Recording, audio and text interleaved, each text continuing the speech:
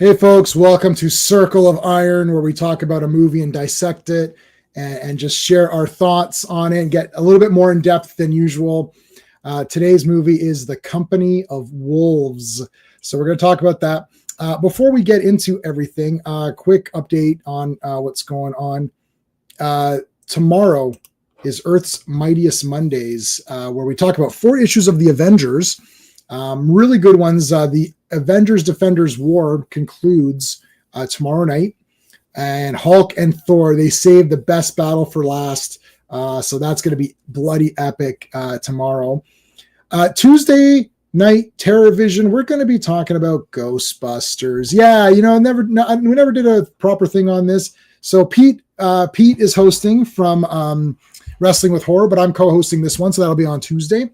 Wednesday, we're taking a break. Action Lead's taking a break on Wednesday. There's been a lot going on, so we're just taking a break. Thursday, taking a break as well. Friday, we're back with Fantastic Fridays. I don't think I have an icon for that yet. I don't have an icon for that, but I'll get one. I'll have one made up. So that'll be Friday. Let's give a quick shout out to the Super Friends. These are the channel members. So thank you to Dan, Sean, Stephen, Brennan, Mark D, RR, Philip Story, Digger Jim, Quagnar, Just Joe, GT, FK. And we always thank Clobberin Times as well on all of our streams. So thank you to all you guys. Sir, okay, looking forward to talking about the Company of Wolves. One last thing. If anyone's on Reddit and you like the Human Torch, you can join my Human Torch community on Reddit. It's about the Human Torch, both Human Torches. All right, so let's bring in the folks. Hey, Sean. Hey, how's it going? Good. It's back from Frightmare at the Falls. They had a lot. I got into somebody at Frightmare. So I was talking to everybody at the different booths, and right. at Trauma, at Synapse. So who else was there? All Raven Banner, all those guys. Yeah. And there's a guy. This kid came up. Didn't know shit about anything. He's like, I like these Giallo movies. I was like, buddy, I said, you came to the fucking right place right now. I said, you're in luck. I said, I'm like the master right now. I said, okay, what are you looking for? I said, Tenebrae right here. This is it. Like this is it. Get Tenebrae, and then your life is complete.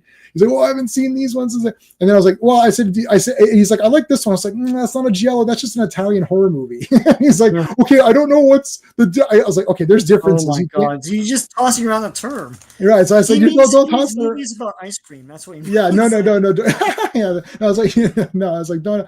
And then the guy at the table, I said, look, I said, Demons 1 and 2. I said, if you just want Italian, Demons 1 and 2, that's it. And then the guy's like, the guy at the thing's like, Demons 2 is a little bit better. I said, you're out of your mind. I was like, are you crazy right now? What? I said, first of all, they both come on the same DVD, so it doesn't matter. You can buy the same thing. I said, you're crazy talking about this right now.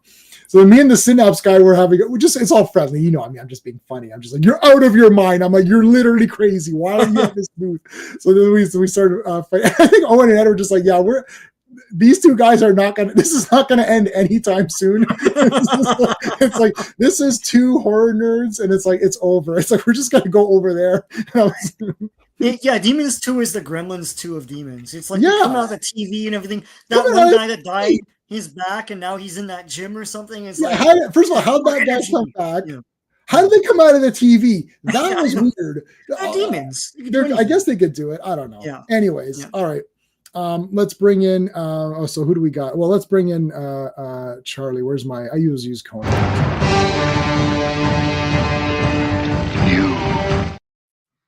Everything comes out of the TV, man. There's Poltergeist, the TerrorVision, Videodrome, Videodrome. Videodrome. Yeah, the zombies came out of the television in the basement. Like everything came out of a TV. Yeah, what the heck? All right. Anyways, okay. So hold on. Who do we got? Let's give. Oh, we got to do this one. Oh no, let's do this different one for Ross this time.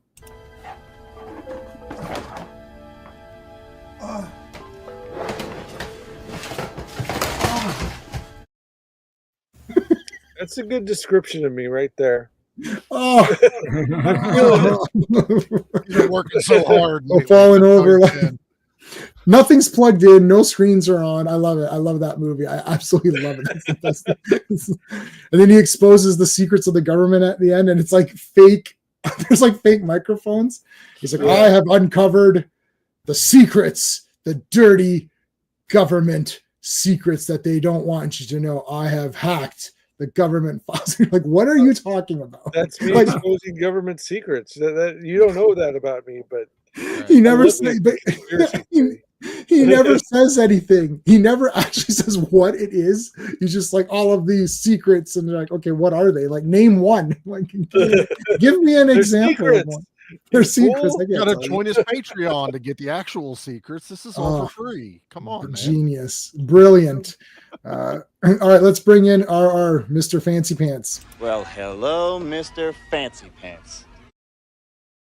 Hey, whoa, what's going on? You're out the window. You're on mute. Mute.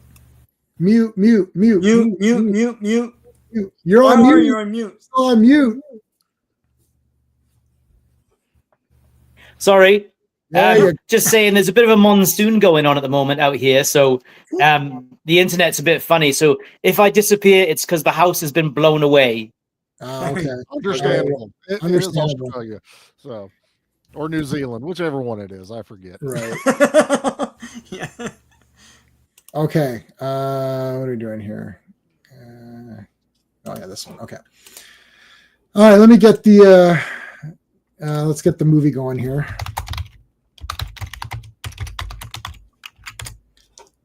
And I'll share the screen. 1 second. Let's use my headphones because I think. Oh, let me. Yeah, this is it. Let's see what that looks like. Let's maybe move it up out a bit. Oh, there we go. Let's say hello to the folks here. Joe Dog was here first. What is going on? So, Joe Dog. Do we know what meant? Well, I'm not going to put that one on the screen, but yes, I guess everyone likes all that stuff. Joe Dog, you're watching The Barbarians. Oh, that's a great movie. Love The Barbarians. Oh, Raquel and Quagnar are doing Marathon Universal Monsters after. Oh, awesome. Okay, yeah, no worries. All right.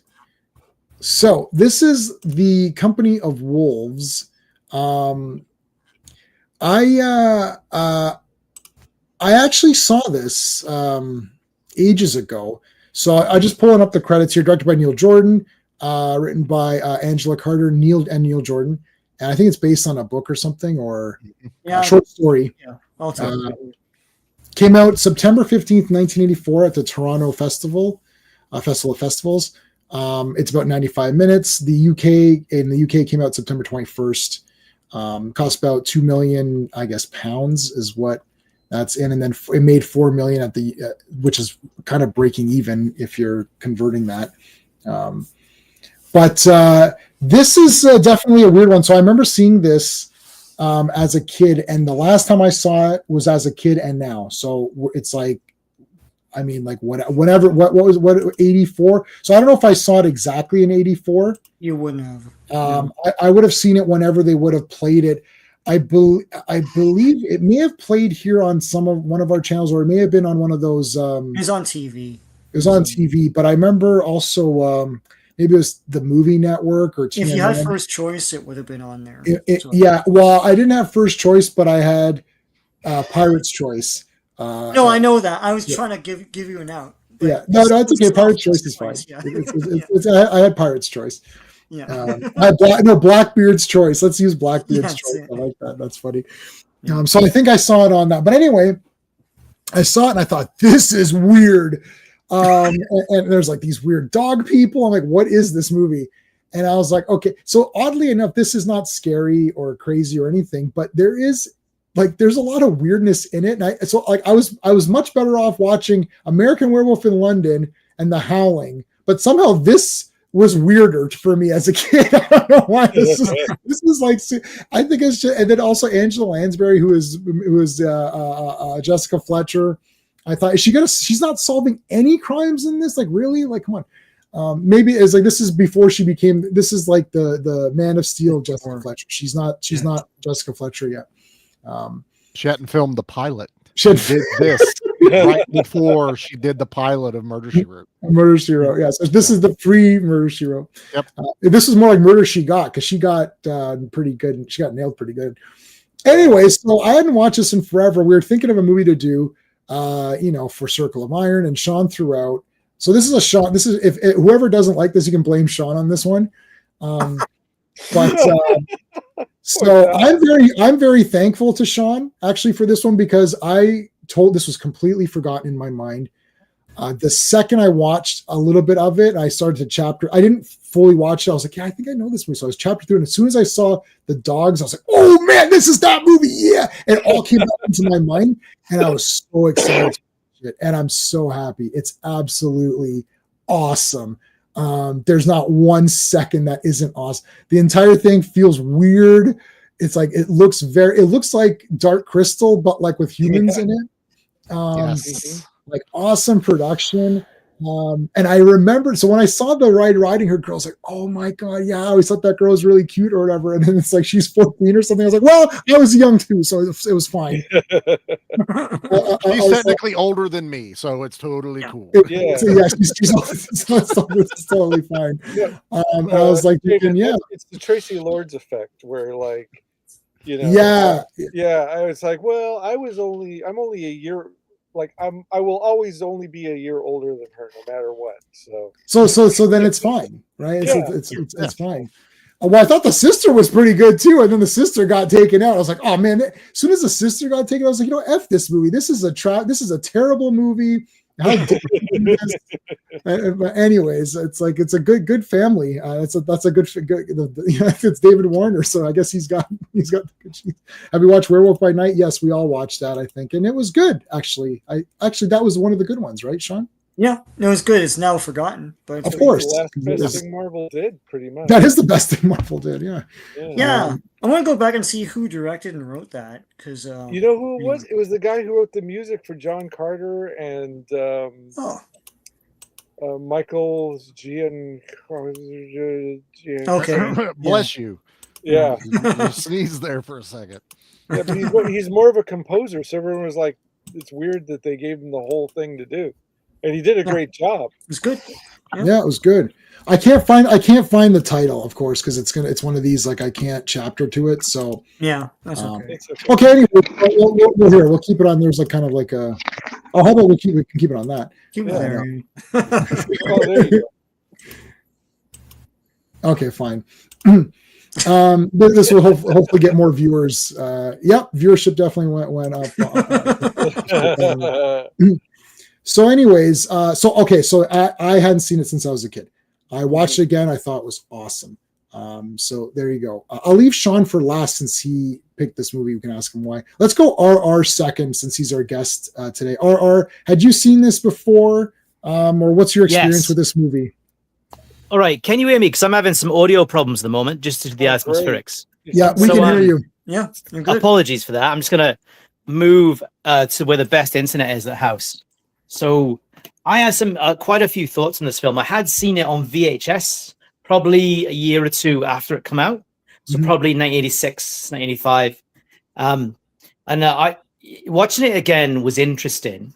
I mean, it's funny you mentioned American Werewolf in London, because the early 80s was a real time of werewolf movies. You've got the Howling films. You've got American Werewolf in London is probably the best of all of them. Yeah. You've got Wolfen, which is a film that sort of disappeared. Yes. That I really liked. Yep. No, for sure. Yeah. So you've got all these films, and I would say, and I don't want to spoil this because I'm sure someone else is going to mention it too. The early 80s was a real time of dark fantasy concept films.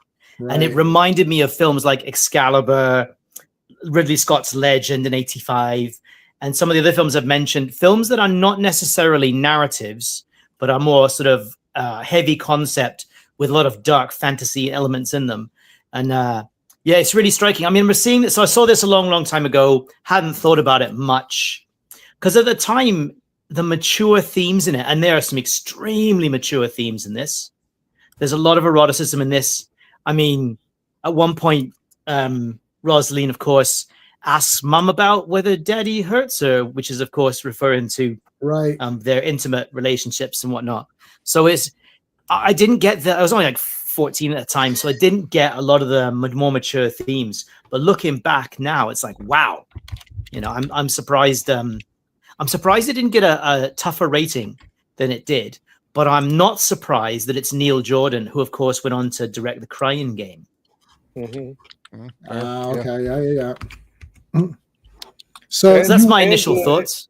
Okay, Ross, had you seen? So I think you said that you hadn't heard of this until now. So you stumped me, Sean. You got me good, because this is the first movie that not only have I not seen in the theater ahead of all of you guys, or seen on any kind of media before you guys. I just never even heard of this one, so I came into it completely ignorant, and I did. Like about 10 minutes in, I did a little Wikipedia thing because I was like, Anton First, where have I? Oh, it's like, it's the dude who designed the Batman movie, the first one, the Michael Keaton one. Wow, and because especially when they show like the forest looking like a fairy tale set, right? Like Dark Crystal or one of those. So I was like, oh wow, that's crazy, and so my overall thoughts were, I liked it because it was so different, and like RR said, I had seen American Werewolf in London in the theater, like opening weekend with a crowded house and everybody just screaming when that transformation was taking place. I'd seen Wolfen. I'm pretty sure I saw the first Howling, and I acquired a copy of Howling 2 after I saw this one to. Well, Howling 2 is like one of the greatest films of all time. Well, because I had to go back to my usual fare after this one because it was so different. So this is kind of, I wouldn't put it up there with The Green Knight as being like a life changer as far as movie I'd never seen and right. Ended up thinking about a lot afterwards. But this one was quite good. So okay, so that's initial thought. Charlie, what's your thing with this one? So I've known about this movie. I knew Angela Lansbury was in it. I remember the cover. I've never seen it. This is the first time I've actually sat down and watched it. This is another one that just never pops back up, after memory of the cover or something. I never saw the DVD available or, any of the boutique places release it. So I always forget about it. And then someone will mention it and I'll be like, oh yeah, I remember wanting to see it. This was a pleasant surprise. Something about this one just worked. It hit me just right. And I think you nailed it, J-Man. It just kind of works along the lines of movies we watched at that time, Dark Crystal, those fantasy style. You could have told me this was an Italian knockoff like Conquest, but there was no fog. I think you're echoing. I think we're I've echoing got you through your mic. Oh no. Hang on. Yeah. Also, RR, at some point, I'd like you to explain the movie because there's something I feel like I missed something. But we're gonna go through it. We'll get to that. All right. Is that better? Yeah, that's. It's only when we talk. Okay. Yeah. So that's fine. We don't hear each. Yeah. Okay. All right. Sorry, Charlie. Continue. No, we're fine. No, this one just kind of hit me just right. I don't know. I think it was almost refreshing because werewolves are my jam. I love werewolf movies. Aside from Creature of the Black Lagoon, it's my favorite Universal monster. But I need more Creature from the Black Lagoon movies. People, come on. We got thousands of everyone else. Give me more Creature. But werewolves, I absolutely love. They fit almost anywhere. And I have a ball with them. And this one, it was just like, it still gave me everything I was wanting, but it was just different from everything I had been watching. And I was just like, I like this. I really like this a lot. So I'm looking forward to talking about this more. Yeah. And Phil has joined us. Hey, Phil, how's it going? I also love werewolves. I even saw Blood and Chocolate in the theater. Anytime that I saw Bad Moon in the theater by myself because nobody wanted to go because they're all dumb. All my friends wasn't Bad Wolf so awesome? Bad Moon, yeah. Bad Moon. I'm sorry, Bad Moon. Bad Moon's great. Bad Moon. it's rare to find a werewolf movie I'm gonna hate unless it's one of those just straight to DVD, no production into it garbage. You know, the Wolfman's a cutout of cardboard running. I don't know. Silver Bullet, like that. That's a great movie. Silver Bullet's great. Yeah, great. You know, any of the Howlings, they get more insane as they go. Howling 5 is awesome. Yeah. That's where they're trying to guess who the werewolf is. Yeah, it's a mystery. Yeah, it's a like mystery. It's a Clue werewolf movie, man. Yeah, in a castle.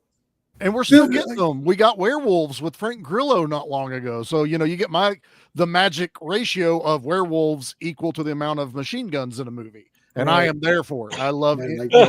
Dog soldiers. Dog soldiers. I mean, you know, it's peanut butter and jelly, werewolves and machine guns. Even an American Werewolf in London has werewolves with machine guns in the Nazi werewolf flashback. Yeah, that's right. It works. Yeah. It's only a werewolf movie it's the only werewolf movie that's not a werewolf movie. Yeah. All right, Sean, why did you pick this? Like, what this kind of came out of nowhere. And so Sean had mentioned a few movies, or we were talking about a few movies, and then he said Company of Wolves, and then when I looked it up and I remember it was that weird dog movie, I was like, oh shit, we're doing this for sure, because like you can see that if you look at the time in between my responses, it's like trying to get to it, yeah. It's like, oh Jay, Jay, it's like oh Jay looked this up and then said immediately, like, oh that's the one. Like I don't know if you're not gonna be able to. There's 100 texts. No, I found it. It's I mentioned Tales from the Dark Side, the movie, Creepshow and its franchise, Phantasm, Chucky, any full moon thing. And then in a separate post, I was like, what about Company of Wolves? Yes, that was good. and the reason why is because it's a movie no one talks about. It's one of these things. You know, it's like Enemy Mine. It's like it's a fun movie I remember from my childhood, and I watched a bit as a teen as well on TV. And I was like, no one talks about this, and I'm sure it's cool. Like I haven't seen it in a while, but like it's from that time when people were going for broke and taking chances in these 80s horror movies, and it's got to have some cool things in it. The one thing I remember from my childhood on the TV spots for this is the snout growing out of that guy's mouth. I remember that, and I remember really wanting to watch a movie just from that. So I thought, hey, let's talk about this. No one is going to have a stream about this. So no, and no one's going to watch it, but that doesn't matter. We're doing it for fun. Like last Sunday we had 20 plus people.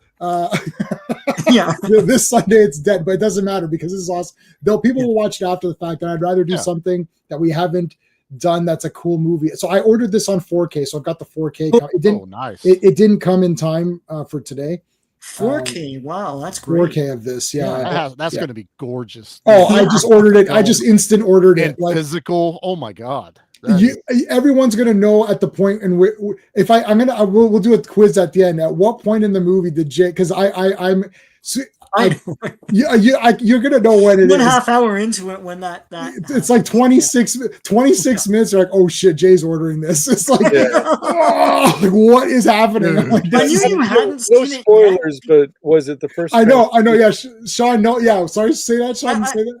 No, I was gonna say I knew you hadn't seen it yet because you weren't raving about it. And I was that's right. I don't think he's seen it. And then the other day you're like, oh my god, and I'm like, yeah. Then I saw it. Yeah, no, I pulled that with Turbo Kid with the other Sean because I was like, Sean, did you watch Turbo Kid yet? He's like, no, I haven't seen it. It's like, you know how I know that? Because you didn't call me instantaneously after it was over and say this is the damn best movie ever. And then hey Corey, how's it going, dude? And then like about 4 or 5 days later, he called me. He's like, "Oh my god, you're so right. This movie's like so awesome." I was like, "I told you." I told you anyway. But yeah, so as soon as that guy ripped his face off, I was like, "Holy shit!" I'm like, "This is awesome. I can't believe it." I was locked in after that. Like, I'm enjoying it up to there, and then I went, "Fuck!" They went for it, dude. They went for it. I'm in. Okay, so let's go a little bit more. Okay, so this looks like now you know what? And I got lost in the fantasy of this movie. So I was watching it and I did get like what Charlie is singing. I can see you're kind of nodding along. It's like it started to play out. You're like, okay, it looks very modern, or I mean, not modern now, but modern then or whatever. Yeah. and you're like, okay, and you're like, okay, she's got, you know, your the magazine here, and it's like, okay, and then I actually missed somehow. I got into it, I was like, wait, what the hell's going on? I'm like, wait a minute, what time period are we in now? I completely just was drawn into it and was following along until I realized that, wait, what the hell's happening here? Like, wasn't there like cars in the beginning? Like, wait, what is this? Yeah. And I got lost into it, and I thought it was done so, like, you know, Wizard of Oz, one of my favorite movies of all time. It's clear. It's literally sepia or whatever. It's the farm. It's all shitty. And then she opens it. You can see this is done so. I felt like this was so smooth that I missed it somehow. Like, I'm like, wait, when did we transit? Like, I can't pause where we transitioned, or maybe we can. I didn't want to watch it again because I just bought the 4K, so I don't really want to watch it twice. I'm going to watch it on 4K proper, on the proper. Right. I watched this. I mean, you know, full disclosure, I watched this off the computer. I didn't have time to sit down. And once I saw the 26-minute mark, I bought it on 4K. I was like, I'll just watch it properly in the best format when I get it. So I didn't do a lot of research for the stream tonight. Plus, I was at Frightmare today. So we'll have to try to piece it together. So it looks like it's normal here. Werewolf by Night. Yeah, that was a good one. Yeah. Yep. I read kind of a lengthy review of it, but I still don't like how it all kind of comes together at the end. I will ask RR about it. Well, all it is she dreams all this stuff, and then the dreams come to life. Yeah. And how? I don't know. It's a nightmare. I don't think it's an excuse for them to do whatever they want during the dream sequences. Yeah. Like, it doesn't have to make sense because it's a dream now.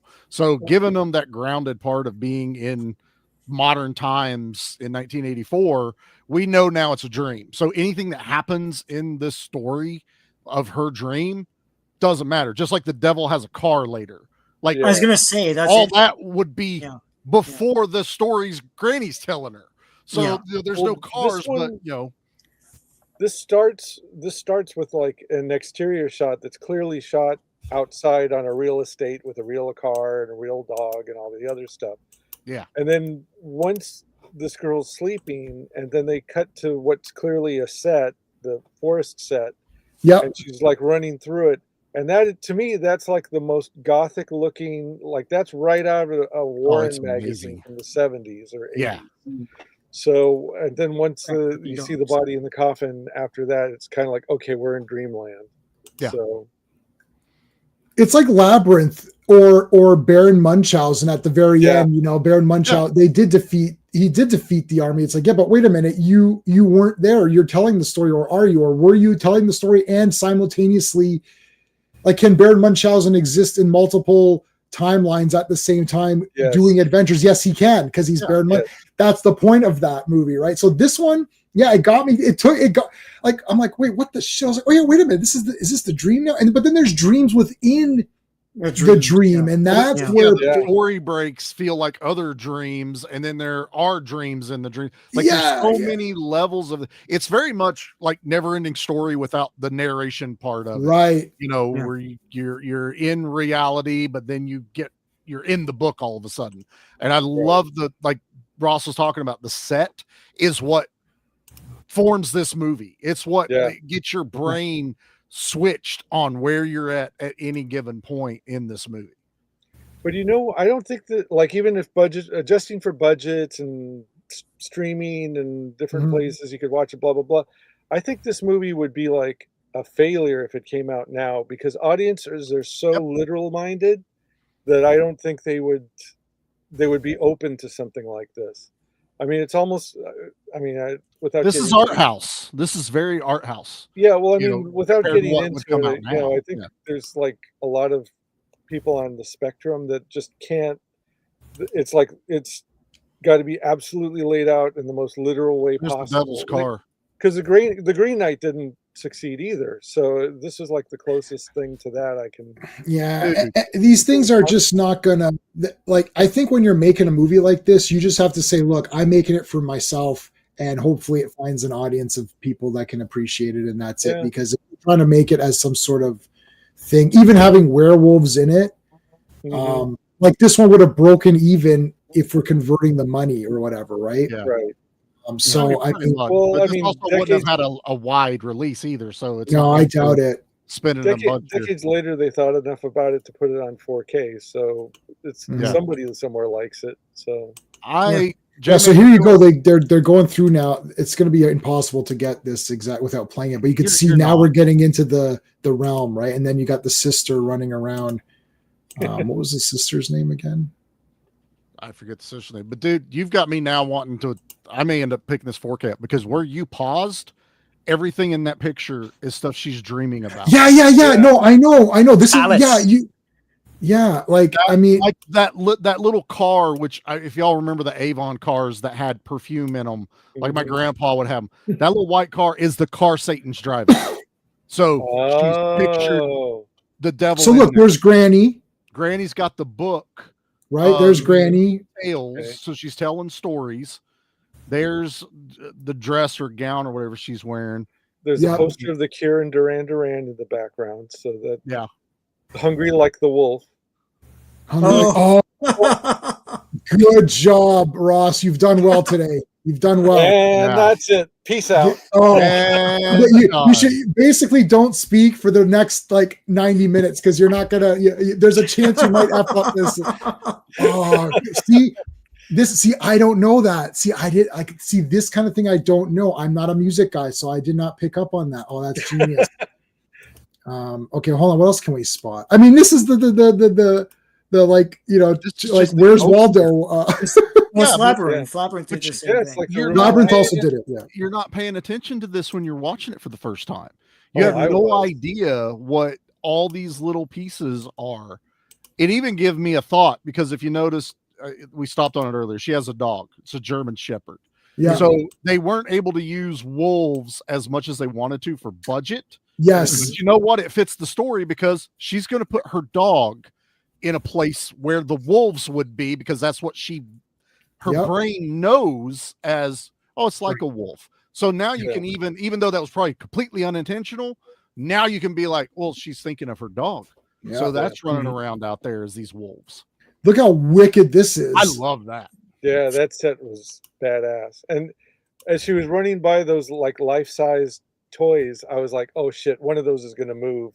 Oh, 100%. You can pause that shit and be, you know, Sean and I. Okay, look, I'm not going to dwell on this. That iRobot or whatever. Remember, I said, that giant robot's going to come to life. So we walked out of the theater. I was like, I can't believe that giant robot didn't come to life. And I said, I'm going to tell people it did because it's obvious. Like filmmakers don't understand how to do obvious cool shit. Yeah, it's like if you're running down in a weird cemetery or something. There's all this weird shit, and there's giant teddy bears. They're coming alive. Like, why are they there if they're not? Oh, and Dolls did it. You know, they had a giant grizzly bear come to bed. Yeah, you got a creepy sailor with no mouth, a doll. That shit's coming to life, man. Oh shit! Look at this bastard. Yeah, and this guy was awesome. In a white diaphanous nightgown through that forest, I was like, man, that is Warren Comics 101. Yeah. The devil's also Terrence Stamp, so yeah, he's very suave and sophisticated. Yeah, Terrence Stamp was awesome. So Phil is giving us sort of the overall themes. Going into adulthood, moving away from the toys. Yeah, that's what we all did on this panel. We all moved away from that. Casino, Phil. We all moved away from that with Sean. I've moved so far away from and that's even the shit. You know what's great about those toys is that they're kind of awful. But what's great about them is that they're awful in a way that we remember them being awesome. Yes. Right. Isn't that that's the whole point of that line. That's the point. It's such a fine line. It's gotta be like if you saw this in 1985, you would have thought, wow, this toy is awesome, but it's actually terrible. Yeah. Like when I brought home the Princess Leia action, I bought like the classic Star Wars toys. I bought Princess Leia Hoth or whatever. I showed my wife. I was like, oh, I got Princess Leia. She's like, oh no. She's like, someone lied to you. That's nothing. It's not anything. I said, no, this is Princess. She's like, no, this is the actual Kenner one. I was like, this is actually it. She's like, but it's not anything. She's like, it's just a plastic 5 Yeah, We love it. I said that's Princess Leia. That's the official princess. That's the real Princess Leia. I also love that this is every girl's thing, because if this was a boy's dream, there would be Transformers shooting at you as you were running around in the dream. Yeah. Okay, so she's dreaming of her sister's death, because I guess her If it was a sister's boy's being dream, it'd be annoying. Time Bandits. Oh man, Time Bandits is Oh so yeah, awesome. and it has David Warner in it. He became the ultimate evil after this one. Yeah. Does indeed. Well, Wow. before this, Time Bandits is 1981. Oh, So okay, so he dialed it back. Well, actually, he went through the Tron, like that was his transitional phase. Yeah. And that was just Tron. Oh, look how I mean, this entire thing was awesome. I was like, oh my god, this is like so good. It felt like Alice in Wonderland, dude. Like large mushroom. That's her name. Oh, it was Alice. Okay, Alice is her name. Oh, there you go. Yeah. Then that makes way more sense. See, this movie needs to be That's her watched name. again. Yeah. Who the F is Alice? Yeah. And this was, to kill this young woman who's got her whole life ahead, F this movie. What a terrible. It's terrible. I was like, I like the sister. So my boss and I, well, I don't know if you know this, but I sell kids books for a living. And so my boss used to be a librarian. She's about my age too. And so she asked me what I was doing this weekend. I said, oh, I'm going to do this live stream. I said, have you ever heard of a movie called Company of Wolves? And she goes, no, like me. And I said, oh, well, it's kind of like Little Red Riding Hood, only with werewolves in it. And so she sends me there's a movie poster for it that's got, it's the simplified one that's got the girl in the background with the Red Riding Hood. And then in the foreground, there's the guy with the mouth open and the wolf head coming out of his mouth. Yeah. And she goes, is it this movie? And I said, yeah. And she goes, I was traumatized just finding this and sending it to you. And the weird thing is, we had been talking about Bed Knobs and Broomsticks earlier that day, and I said, wow. And that also Great has movie. Angela Lansbury in it. What are the odds? That is so weird. Yeah. Well, the weirdest thing ever is that we went to go see the Deathstalker movie, and then I'm watching The Master, and then Rick Hill, original Deathstalker, is in that. I was like, oh my god, it's Deathstalker teaming up with Sho Kosugi fighting Lee Van Cleef. I'm like, this is the greatest show of all time. Like, wow, it's all connected, man. That was so weird. Yeah, but that is weird. Okay, so here come the wolves, and they eat her up. Now there's Angela, there's Rosaline, and whatever. They're giving her the cross for protection. This will save you against the one eyebrow people. I was like, damn it. I'm glad I don't have one eyebrow, but I knew a guy with one eyebrow. I had one eyebrow. I shaved it and it never came back. So you got to keep shaving. Yeah. Don't let it come back, Sean. And if you came out legs first, then that's even worse. It's like on Christmas Day. Or if you're in the woods naked. That was also. Yeah. Oh yeah. I am very which we know you like to do on Tuesdays. Here's Howling 2. There you go. Can I ask Ross a question? Yeah. Ross, can I ask you, knowing what you know about children's books, right? And just the Phil Owens, Coutinho 100%. Anyway, but back to Ross. Knowing what you know about kids' books, did you get the impression, or did the thought occur to you at all? Did you think about it that this would be Little Red Riding Hood if it was written by late 1980s Neil Gaiman? He's probably got every frame of this film memorized, and there was a guy named Jack Zipes who went back to the Brothers Grimm fairy tales and restored them to all their bloody, gory, original glory. And this probably I don't know anything from the Angela Carter book, but I have a feeling that this was probably within that purview of going back to the source material and finding the original lore and adapting it. So I read The Bloody Chamber in university, and so I'm looking at it now. Yeah, I revisited this movie when I was 20 or so at Queen Video. They used to have VHSs of all sorts there, and that's when I rediscovered this movie. But because I watched it when I was like 10 or something on VHS. But Bloody Chamber is that. Ross. It's basically Angela Carter's taking all these old folk tales that we know as kids' tales, and taking all the implied violence and sex that they just kind of skirt over, and making it a big part of the story. So that's all it is. And this is based on one of the larger short stories in that book, which itself has 3 short stories in it, like embedded, and that's why that's got okay. So so yeah. Every time they talk, so then sometimes she tells a story, sometimes Angela Lansbury tells a story. Yeah. That's another story in that story. It's very Arabian Nights in that sense. Gotcha. But yeah, this is a lot like that short story, which is a longer story in the Bloody Chamber. Bloody Chamber is great, and I'm surprised they never made movies on the other short stories in there, probably because of the performance of this. But it would have been great. It probably would. I mean, it might fly better now. Okay, so again, without getting too far into it, my thing with this one was I enjoyed each of the short stories as they were going through and happened, but I was not satisfied. Like, how does that all tie in and mean something at the end? It just seemed to be like this framing device for a bunch of short stories, which is fine. So I think it's supposed to, like, going by what Phil is saying too, and I didn't take so I didn't do the full treatment on this one because of the 4K thing, and I don't want to rewatch and because I don't I want to let me think about it. Have the stream. I thought this would be interesting. Have the stream. It should be here by like it'll come here like tomorrow. It'll come here tomorrow because it'll come in time for me to not not that. Yeah, like to not have it, right? So that's how it always works. But it wouldn't have mattered because I was at Frightmare all day, and then yesterday I wouldn't have had time.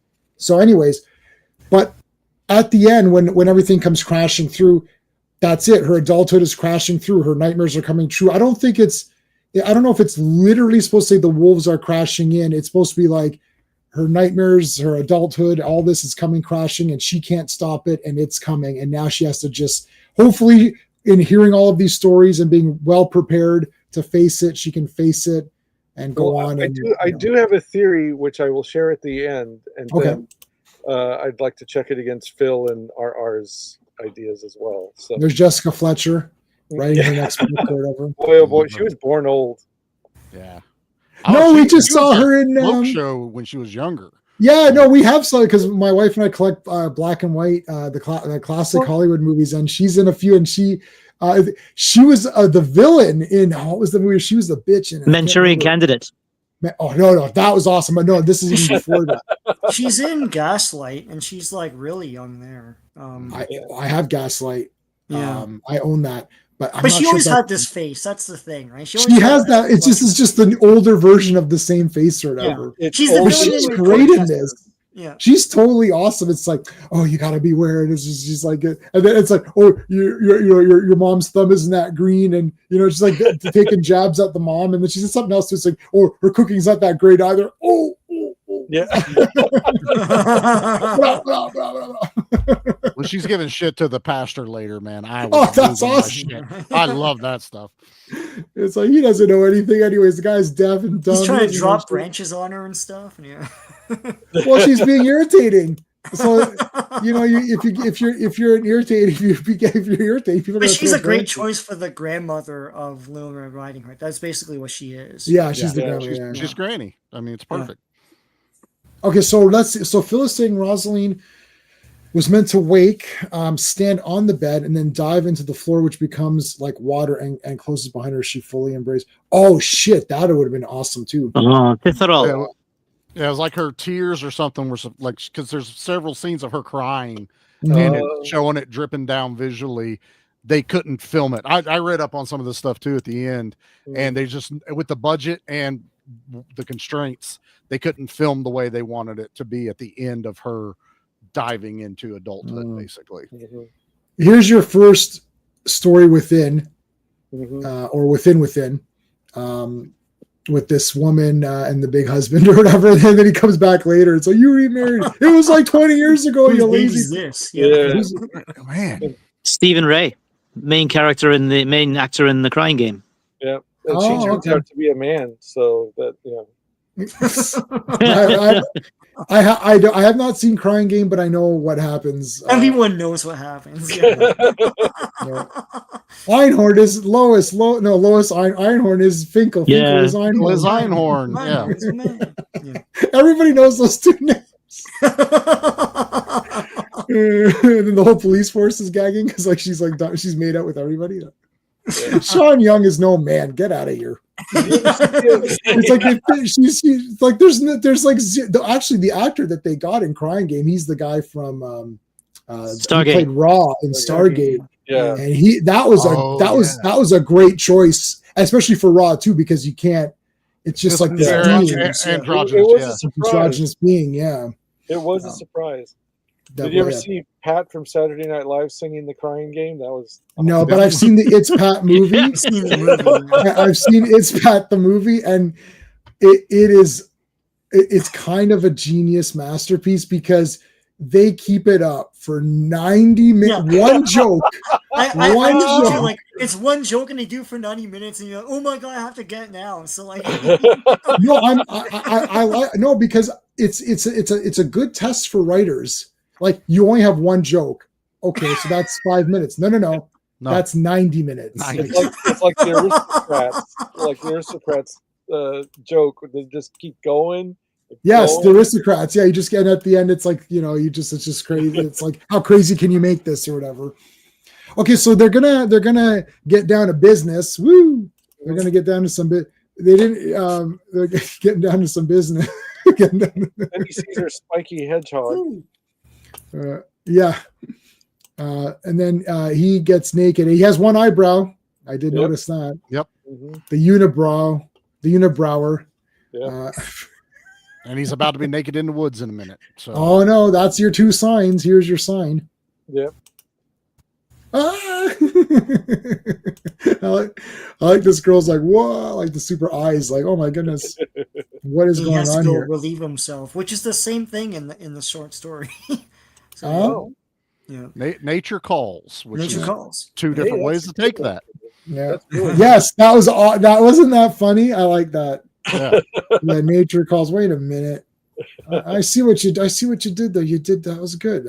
Speaking of Ace Ventura again, so there you go. Nature all calls. Full circle. Nobody's watching the stream, and we're just on fire. So that's right. Y'all are missing. That's okay. That. We have Phil watching, and probably me because I have the browser open. So quality over quantity. Deal, Phil. Strange language. The strange language. It's like Elven or something. Elvish. Yeah. I finished Fellowship of the Ring. Actually, I finally finished Fellowship of the Ring. I'm very excited. Well done. Yes, thank you. It takes me forever to read these. You finished Fellowship of the Rings before you finished Battlefield Earth? What the hell? Yeah, sorry. I was already 450 pages into Fellowship. All right. I'll get back to Battlefield Earth. Okay. Oh, look how great all this is, man. Yeah. So here's where she's like, the guy never came back. Like the guy went out to the restroom and just never came back. Yeah, the mist here, like, is it real mist or did they like overlay it or it looked real, dude? 1984. It looked like somebody was back there and just like shooting a stream of fog. Yeah, but it was like so cool, so good. Yeah, but it's like behaving. Yeah, this is the thing. This is a very deceptive movie because it's behaving like it's CGI. Yeah. But clearly, obviously, it's not CGI. Like that's what Sean is saying. Like, how is it? It's on a set though, so you're not dealing with like that's true external factors. So they're probably like we can basically because you put it at the ground, it's supposed to settle. It just that's true. There. So if you raise it up and shoot it across, that's probably what it does. And it probably took a few takes, but dude, it looks ethereal. That's what it all. Yeah, like it's so wicked. Okay, so the guy didn't come back because we know he's a werewolf, right? So we're not going to see him till after. So there's Granny. So this is the very beginnings now of the sewing of the Red Hood, the Red Riding Hood or whatever. Yep. So she was going to make it for her sister Alice, but she got eaten. So telling her a yarn and doing up the yarn. Yeah, right. So Rosaline is gonna have. Oh, I thought these kids were super cute. Look at this baby here. She's so rough with them though. Like She's so damn rough. My wife came in. I said, you came in at a great part. I said, there's babies, and my wife likes seeing babies. She's like, oh my god, what is she doing to these babies? I was like, well, I said, first of all, you have to understand that her husband is a werewolf. He was running around naked in the woods, and he's about to peel his face off. So, like, you got to give her a little bit of leeway. It was a different time too. She's very tired. She's tired. They're stunt babies. It's fine. Yeah. They are totally. There's The little have a baby over there copy of- sucking on a cigar. It's almost He's my like, time. "Ah." Yeah, they're gonna use me in this. Oh, one. look. They didn't have a copy of What to Expect Your First Year, Mommy Blogs, or Mommy. Right. Yeah. See, Bill Cosby hadn't written the book yet, so there you Yeah. go. Right. Yeah, exactly. So the kids, she's manhandling the kids, and then here comes here he comes. Now we should say this ain't his kids either. She got No, it's remarried not. and another dude, so she's been knocked up for a while. This what was it like 5 years, 10 years, something Yeah, like that. that's what sets them off. Yeah. Is it Yeah. 3 or 4 of them? There's more than one. There's There's a bunch of three kids. Yeah. They were getting it on, man. Get it on. So if you can't, What else you gonna do? I guess so. I mean, play Pac-Man or something. Like, I know it's not as good as later games, but clearly, at least Pac-Man, could have tried that. That's time, That's you got to play what you got at the time, right? So, Take it out on your thumbs, man. so young girls' negative viewpoint of parenthood. Yeah, sex leads to children. That's the end of freedom. Yeah. No, Phil, you're on fire. You should have come on. Yeah. Phil's got all the points here, and since he's the only one watching, you've got the chat, buddy. You're gonna be our man on. You're gonna be the man on the chat. Yeah. There's people who voted on the poll. This is exciting. So somebody gave it a 5, somebody gave it a 4, and somebody gave it a 3 out of 5. Okay. Why don't you make Phil a moderator for the chat so he can moderate himself? Moderate him. That's right. Well, he's already got the crown or whatever. You only got number 3, Phil. That's terrible. Chat King. Yeah. How are you number 3 on the chat king? That can't be right. You should have overtaken that by now. What? So somebody took the crown. And now he's like. He should get it. He should be getting it. I think Joe Dog was first, so that's why. Phil's the people's chat king. He's the chat. He'd ban himself. I'd ban myself. Kiddo Ma. No, I don't use mods because I allow anyone's comments. So. Oh my god. Except democracy. Yeah. Okay, so he's hungry. If I was like, this guy could have stopped off at KFC, could have gotten a nice shawarma wrap or on rice or something, but no, he comes in and starts demanding food. What's he been eating for 10 years? You're a fucking wolf. You should be full. You didn't find any sheep or chicken along the way? There's all kinds of stuff to eat out there. Now they do. Now I'm making the joke there, but they do say in this story that they're dealing with the cow and pork and poultry disease because they're making it out like she has nothing else to make except she's cutting the potatoes. She gives him stew. They're eating beets. So there's actually no meat. So that could lay into him being hungry because there's nothing to eat out there. Oh, good. Yeah, good one, Charlie. I didn't. Yeah, see, again, this is one of these, like, it's going to be much better on the 65-inch 4K. Like, that's going to be the good proper. I viewing. agree. Yeah. I made a bad mistake and quickly just throwing this up and said, let me just watch this off the computer just so I can get it done in time for the stream.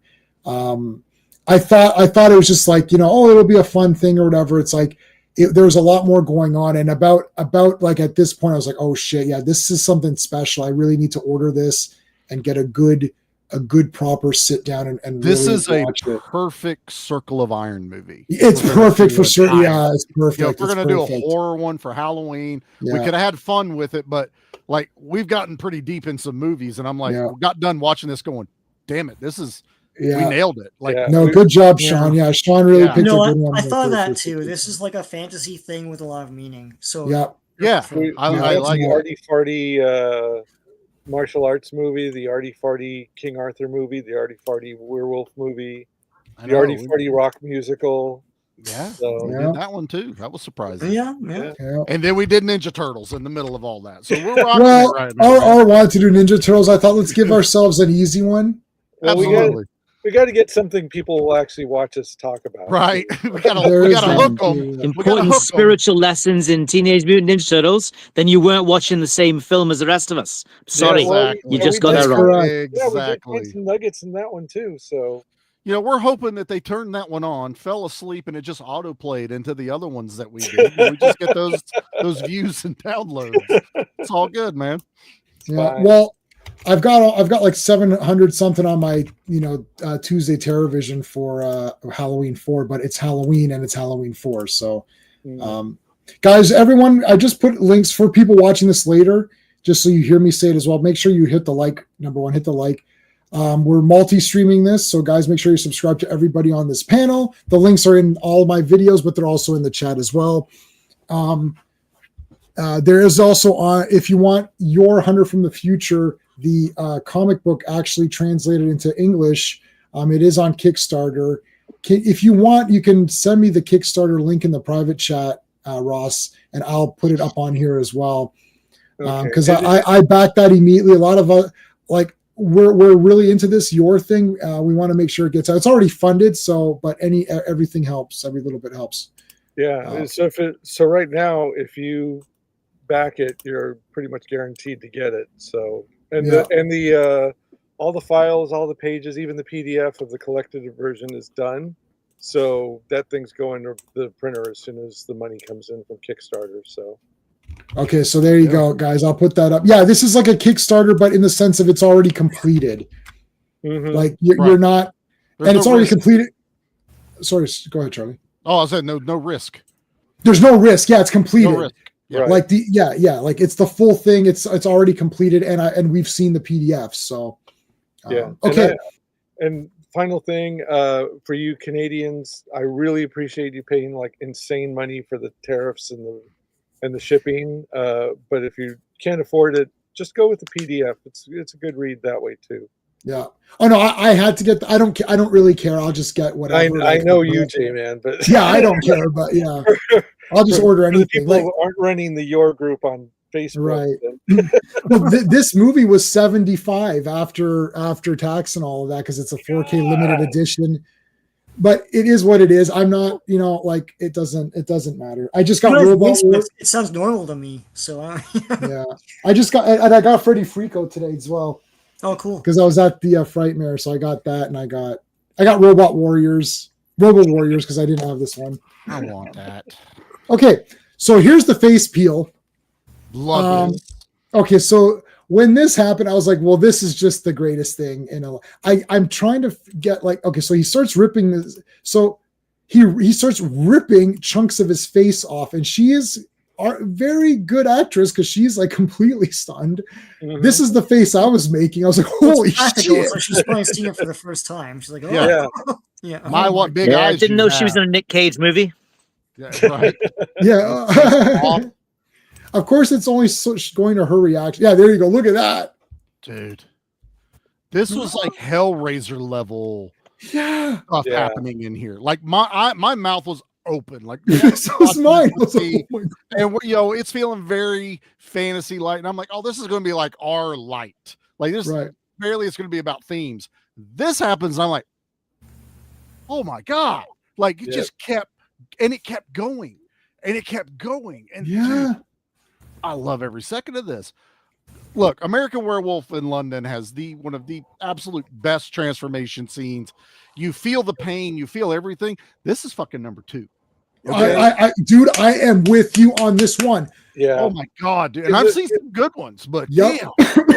No, Charlie, we studied in film class. We studied the transformation, American Werewolf in London. We stilled it. We still framed it and went every frame in film class to show.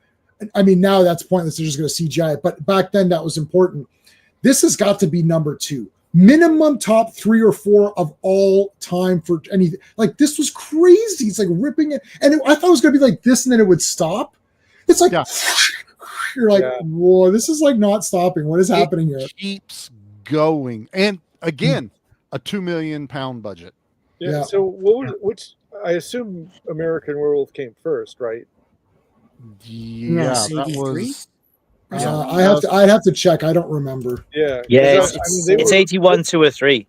It's 81. Yeah. Because Yeah. I was still in high school when American Werewolf came out. We were talking about it all the time. But like a lot of in both of these transformations, a lot of the magic's in the editing and the way that they put all of it together. Because like I said, I saw American Werewolf in a crowded theater, and everybody was screaming.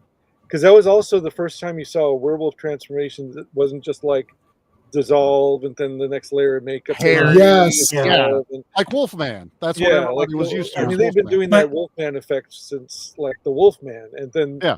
American Werewolf comes along and goes, "Nope, here you go," and so these two are like neck and neck as far as time period, and this one's a lot gorier than Oh, Werewolf. Yeah. 100% way So, gorier than yeah. like American Werewolf in London is painful, and that's the point. They made Right. it painful. Yeah. But this one, while still is painful, this just ups the gore value. And I was this was like, okay, we're here now, buckle up. Like Right. I was locked in for the rest of the movie after this. Yeah. And the rest of the movie doesn't really disappoint. Like they No. do some cool stuff, Mhm. but this came early, and this is like the big Yeah. the coming out of the mouth is on the movie cover. This is what you're actually in for. Yeah. The treat. Is Yeah. this. This was quite frankly insane. I'm like, what is going on here? I can't believe it. It's Hellraiser. And you know what's funny? I think it's worse than Hellraiser. Like, Yeah. okay, like I mean, like I love the Hellraiser movies, obviously, but like I'm like, well, I guess it makes sense. You don't want your skin to feel anything, so just rip it off and then transform. Isn't that much easier?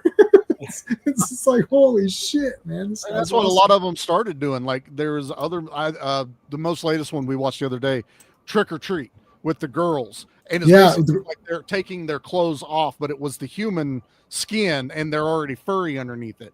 Like that's muscle. This is crazy. Everything around, and it's not even started to wolf other than the fangs right now, and then it just keeps going. The hand too. I don't know if we'll catch it, but that like fleshed hand that's coming up and pulling even more off of it, and then it turns into Resident Evil. Like Jesus Christ, man! Resident Evil completely took this. This cannot be an accident. I thought that too. I'm like, they saw this movie, they know what it is, obviously, right? And they're borrowing from it for sure. Dude, I see the thing in this. I see so many they're not homaging anything, but just so much influence. And I don't know I didn't look up the special effects person on this, but I hope they kept going. I hope they did more because this is amazing.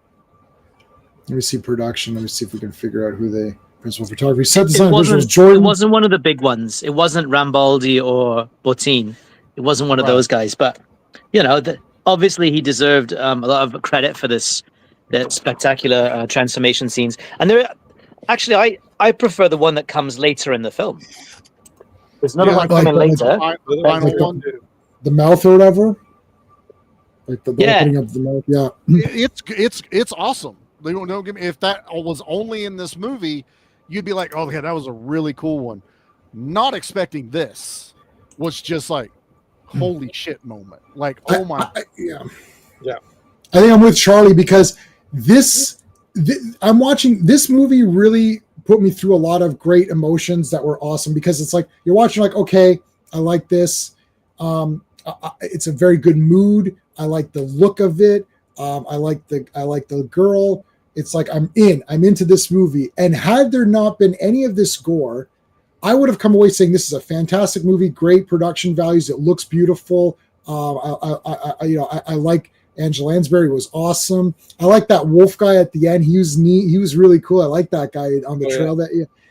He was neat. I like the girl. So I was like, David Warner's awesome. So it's like I like Terrence Stamp, of course, is the best. But then you added all this is like, well, this is just awesome because it did like when this happened, I was completely stunned. I'm like, whoa, what in the hell? And it's going on. And it's been like 2 minutes of screen time, which is a lot of screen time for this stuff to be going on, because even Hellraiser still quickly, it's like, oh, and then there might be flashes or something. Yeah. This is like, no, he's like, ha ha ha ha. He's like, and a he's lot of happy that about was it. like in editing too. Like the chain would come over, hook a piece of flesh, pull, hook. You know, it was very like jerky almost with it, but not film jerky, but just very in your face. And then American Werewolf in London is what, like 30 seconds of transformation. You know, it just kind of happens, but you know, it's visceral. This they took their time. Yeah. They really took their time with this, and it pays off for me.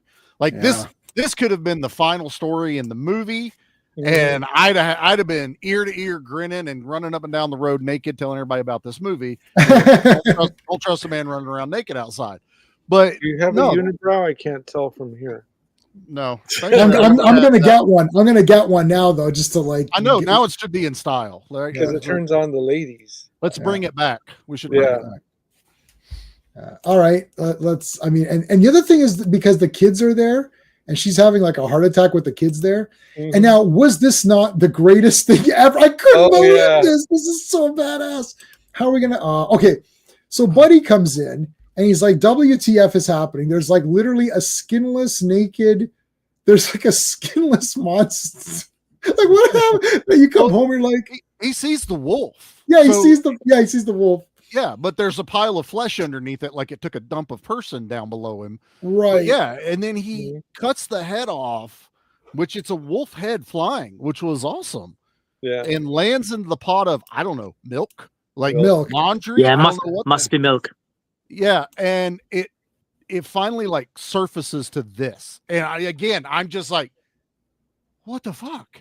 Yeah, like just awesome. And then the husband gets pissed off at the wife, you know, because she's talking like he's been gone. It's like, motherfucker, do you think hitting her is the time now to what to do after you cut a wolf's head off and now it's a dude?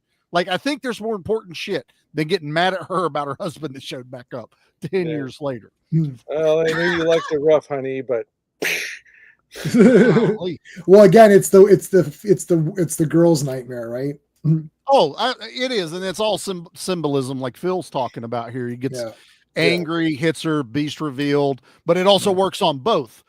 The man that's not a wolf gets angry, hits her, the beast revealed type scenario. Angela Lansbury says that as well. Like Grandma says that at a point. I don't remember exactly when, but she says like, oh, you know, if the guy's not going to hit you, like he basically a good man, a really good man is someone who doesn't hit you. Yes. Because and then everyone else is just regular. Oh, it's just average that they'll hit you, right? And then there's like the really bad men. Hello, Don Frost. How's it going? What's up, brother? Hey, you got the perfect avatar for tonight because we're all mad here. We're all in the we're all in sort of this weird. It's not exactly Wonderland, I guess, but I mean there was an Alice earlier, but it's the strange sort of eroticism, the attraction of the attraction of bad boys, right? The attraction of dangerous men, and that really comes up later on with the other guy she meets in the forest, right? So and she liked that guy, yeah. She did.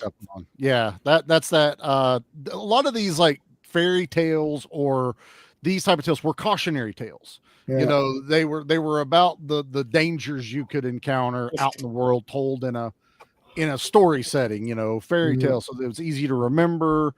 You would stick in kids' brain because here later we're going to get the kid that cried wolf. That's going to happen in this movie. You know, it's really interesting. I love how Phil's broke it down for us. Is just this adolescent journey of a woman, which we have no fucking idea what they go through. Like I'm married and I still don't act like I know anything about what's going on, but I can appreciate what they're doing and I can see it, whenever it's pointed to me. I'm surprised Jackie wasn't pointing this stuff out to me. I don't think she got into it as much as I did, as far as the setting of it. She didn't hate it. She was just like, oh, that was pretty good. But she's in Halloween horror mode. She's ready for slashers and knives and all this other shit going on, for the month. But this was a thinker. That's really the big thing to take away from Halloween 2. Yeah, that's one I really need to show. I don't think she's ever seen. There's going to be a 0% chance she's going to like that. Yeah, I don't know what you're talking about, guys. Like, are you insane? I think the reaction I'll get would be worth it. Yeah, I think, bro. Yeah, I think my wife watched about 1 millisecond. She's like, "This looks terrible," and there's some movies where after they're done, she'll look up and she's like, "Did you actually like this? Like, do you actually?" I was like, "Yeah, I do like it." It's like, I get asked that. Questions of sanity. Yeah, like not in a funny way. Like, oh, did you actually like that trashy movie? It's like, did you actually like this? Like, yeah, I kind of did. Like, this is a very important question I have to ask you. Did you actually enjoy that movie? I got a perfect setup though, because we watched The Howling the other night. So now I can be like, oh, there's a sequel. And then pop that some bitch on. She ain't even gonna know what hit her. No, you just skip to Howling 5. 1, 5, 1 and 2. Well, for me, 1, 2, 5, and 6 are the best ones. Yeah. 6 is with the werewolf, with the vampire. But like 1, 2, and 5 are legit. Very like, I mean, 2 is a cheese movie, but I like it. But 1 and 5, like 5 is actually very good, and it's a bit underrated, and people aren't talking about it. And again, it's in the castle whodunit. You know, pick who's the werewolf. Most people see part 5 and they're like, oh, it's downhill. It's downhill. So that's what they're putting towards it. Not that it actually got better as it went. It actually got pretty good, yeah. All right, so this guy comes in later as like the big boyfriend. Forrest Gump. Yeah. And did he give her the flowers yet? No, not yet, right? No, that's later. Oh, look how great this is. Like this. Trying to get to that. Oh, look at that. That's awesome. There's a pig there. It's a transition, so it looks weird. Oh, look at this. It's the well. Yeah. Yep. So the chick from the ring's going to come out of that. Bad set piece in this movie, like period. There's just no. It's everything looks so cool. Yeah, there's this goofy kid. I love you, Jenny. Yeah. So the thing about this kid, like he's missing a tooth. Yeah. And he's not very good at anything. He keeps goofing, but he's kind of like an average boy. You know, he's like a screw up boy.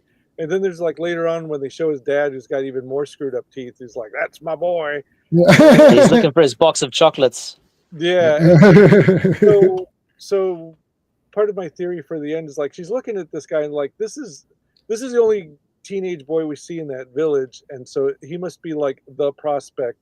Right. Or like it's like this guy or nothing. And so who or what is she going to choose? Well, that's why when that older guy comes, who's like the big, suave, he's a werewolf. Adam Ant comes to town, and it's like, oh, she is way too good for this loser. I was like, who's this loser? This guy sucks. He's shorter than she is. Angry gamer.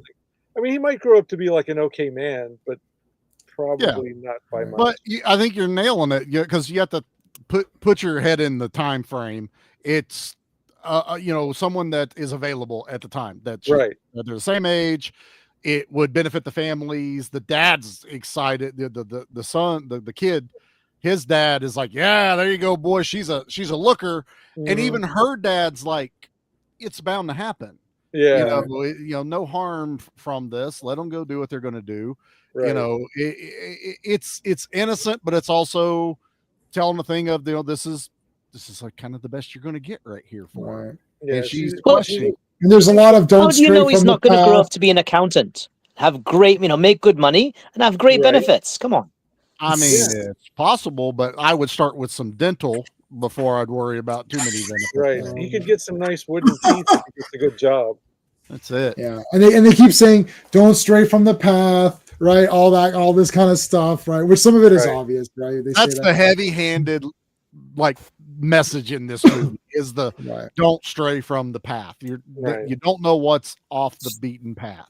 I want to say to Angry Gamer, firstly, hey, but secondly, you have to Google this movie and at 26 minutes, the guy rips all of his skin off. He rips his face off in front of the woman and her babies, and then transforms into a skinless muscle wolf, which then becomes a wolf. But it is the craziest transformation. So you need to just go on YouTube. I'm sure it's there. Company of Wolves transformation. You're going to see some of the weirdest transformations ever.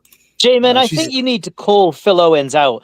I don't think Phil is actually Phil. I think Phil is Neil Jordan hiding in the chat because he's so happy that someone's watching his film. So, because I was about to ask Phil in Welsh if he'd actually written this, because I think he's pulling a fast one on us here. Yeah, I'm not being funny, and I do know that the girls mature quicker. That's a big thing, and I have my niece and nephew are twins, like boy and girl, but twins, and she's like way. I mean, this is same household, same parents, right? Like, and she's like way more. This is like a Catherine Zeta-Jones, Michael Douglas thing. That, right. Okay, so there's the. Does Dad hurt you, Mom? It's like yeah. Oh yeah. Like, yeah. Well, like he's like, and then he just rolls over and goes to sleep, and Mom's kind of like, yeah. She puts her arms behind her head. And then her daughter does the same thing, like mimicking the mom, like, yeah, I'm into it, So, so the daughter's saying, "What's going on over there?" Like, I'm sure you can hear everything. So yeah. One little hovel. So he's gonna YouTube it. Let me see if I can find it on YouTube. The Company of Wolves. Yeah, it's definitely on YouTube because I watched it on YouTube as well. Is it? Oh, I didn't know that. Yeah, it is free on YouTube. Absolutely. Yeah, Prime has it right now. Although J-Man was very kind to pop it in the Super Friends Drive. A huge benefit of membership to the channel, for those of you out there who are interested in becoming channel members, is the Super Friends Drive, which occasionally J-Man pops amazing content into. So those of you think about becoming members, definitely worth it. Occasionally, I've found great stuff in there all the time. So no, that's a separate one. So there's a different one, and I think I'm going to graduate you to the other one. There's enough. There's like the drive within the drive. The super duper friend. Yeah, there's like the super one. It's the Legion of Doom one. It's the super the Circle of Iron. Yeah. Okay, there's the transformation sequence on YouTube. I found it for people who want to see. It's worth a watch, boys. So if you want to see someone's face get ripped off. The key to the dream, as the mother says, the beast in men is matched by the beast in women. Yeah, we all want a woman beast or whatever. She's actually a really good character, the mother. The mother is a really good character because she lacks, like, Granny's imparting knowledge, but obviously she's got tons of negative thoughts as well. But the mother is probably one of the most balanced characters in the entire story. Right. Yeah, she's kind of like too cool for that village. Everybody's just kind of like, oh, I do what I do in this village, and Mom's kind of like too sophisticated for that. Well, because it's a movie, low budget. There's only so much you can do. You can almost kind of infer too that she's having to keep strong because you have to survive. She just lost a daughter. Yeah, don't forget that really well, because the household still needs to be taken care of. Yep, those cows have to be milked. Yeah, I mean I almost would like just to see the movie set in this older time period. I don't need the modern flip of it, but by adding the underlying message through the dreamscape, I get that too. But if I was just watching a movie, I'd be totally fine with this just being set in that time period, and it start from boom right there and go to the end with Granny still telling stories of that time period. The modern thing just kind of helps add to the the onion where there's just multiple layers that just keep peeling off of this. So I just want to ask this before I forget, because I have the book and I have like the super, it's like 6-disc edition or something of I know Sean has seen it, of Picnic at Hanging Rock. Oh, that's wow! I'm surprised you even know about that. Oh, pish posh! Come on. You mean the Australian? You mean the Australian? Yeah, the Australian story. Yeah, the real. Yeah. Have you guys heard or seen Picnic at Hanging Rock? Yes. Okay. If the answer is you don't know what this is, don't piss me off. Do not look anything up. I'll be very angry. Don't look anything up, dude. It is like I went into that not knowing, because I like period movies. I was like, oh, let me watch this period. I was like, what the hell is going on? And I was like, okay, this is awesome. And I bought the movie, and then ages later they came out with this like 6-disc superset. I'll show it to you after. Jeez. And like it's got the novel in it. I already bought the novel, and I was like, okay. And my wife and I watched it. We're like, whoa, this is so good. I like, dude, that might be one we have to do for this, because no one can decipher that movie, but it is weird. But she didn't she write another chapter though? She did, but it removed the chapter. Yeah. They removed it. The chapter is not in the book. They removed it. Although it doesn't really explain it. It's an explanation that actually provides more questions than answers. Correct. That is it's a really haunting film, Picnic at Hanging Rock. Very haunting. And like it's like it's a big time super horror movie that's not really a horror movie at all, but it's kind of like, it really is very unsettling. You're just like, a lesson in tone and mood and sound design. There's no gore, there's no blood, there's no gore, there's no nudity, there's nothing, but you're just like, that made me feel weird. Like the movie's over, you're like, I feel very weird right now. It is so good. Anyways, we're gonna talk about that later. I'm gonna get that for you guys. We're gonna have to do that one, because that's a weird one. And if I show you the Australian films, it's great. Yeah, if I show it to you, you're like, why is J-Man asking us to review this super cheese like period romance movie? No, it's not that. From Australia. Right. That bucket of milk is ruined. Yeah. I know. I thought that too. It looks so inviting, and you see a guy. All right, that's enough. Let's go on to this. All right. Okay. Here. Oh yeah. Remember this guy? This guy came in. Make the deal yeah. He's trying to put like satanic Rogaine on his chest. Phil, I see with wedi ysgrifennu y film ma. Yeah, I agree. He's not Phil. It's Neil Jordan. Come on, Phil. Okay. I don't know. I'm half convinced.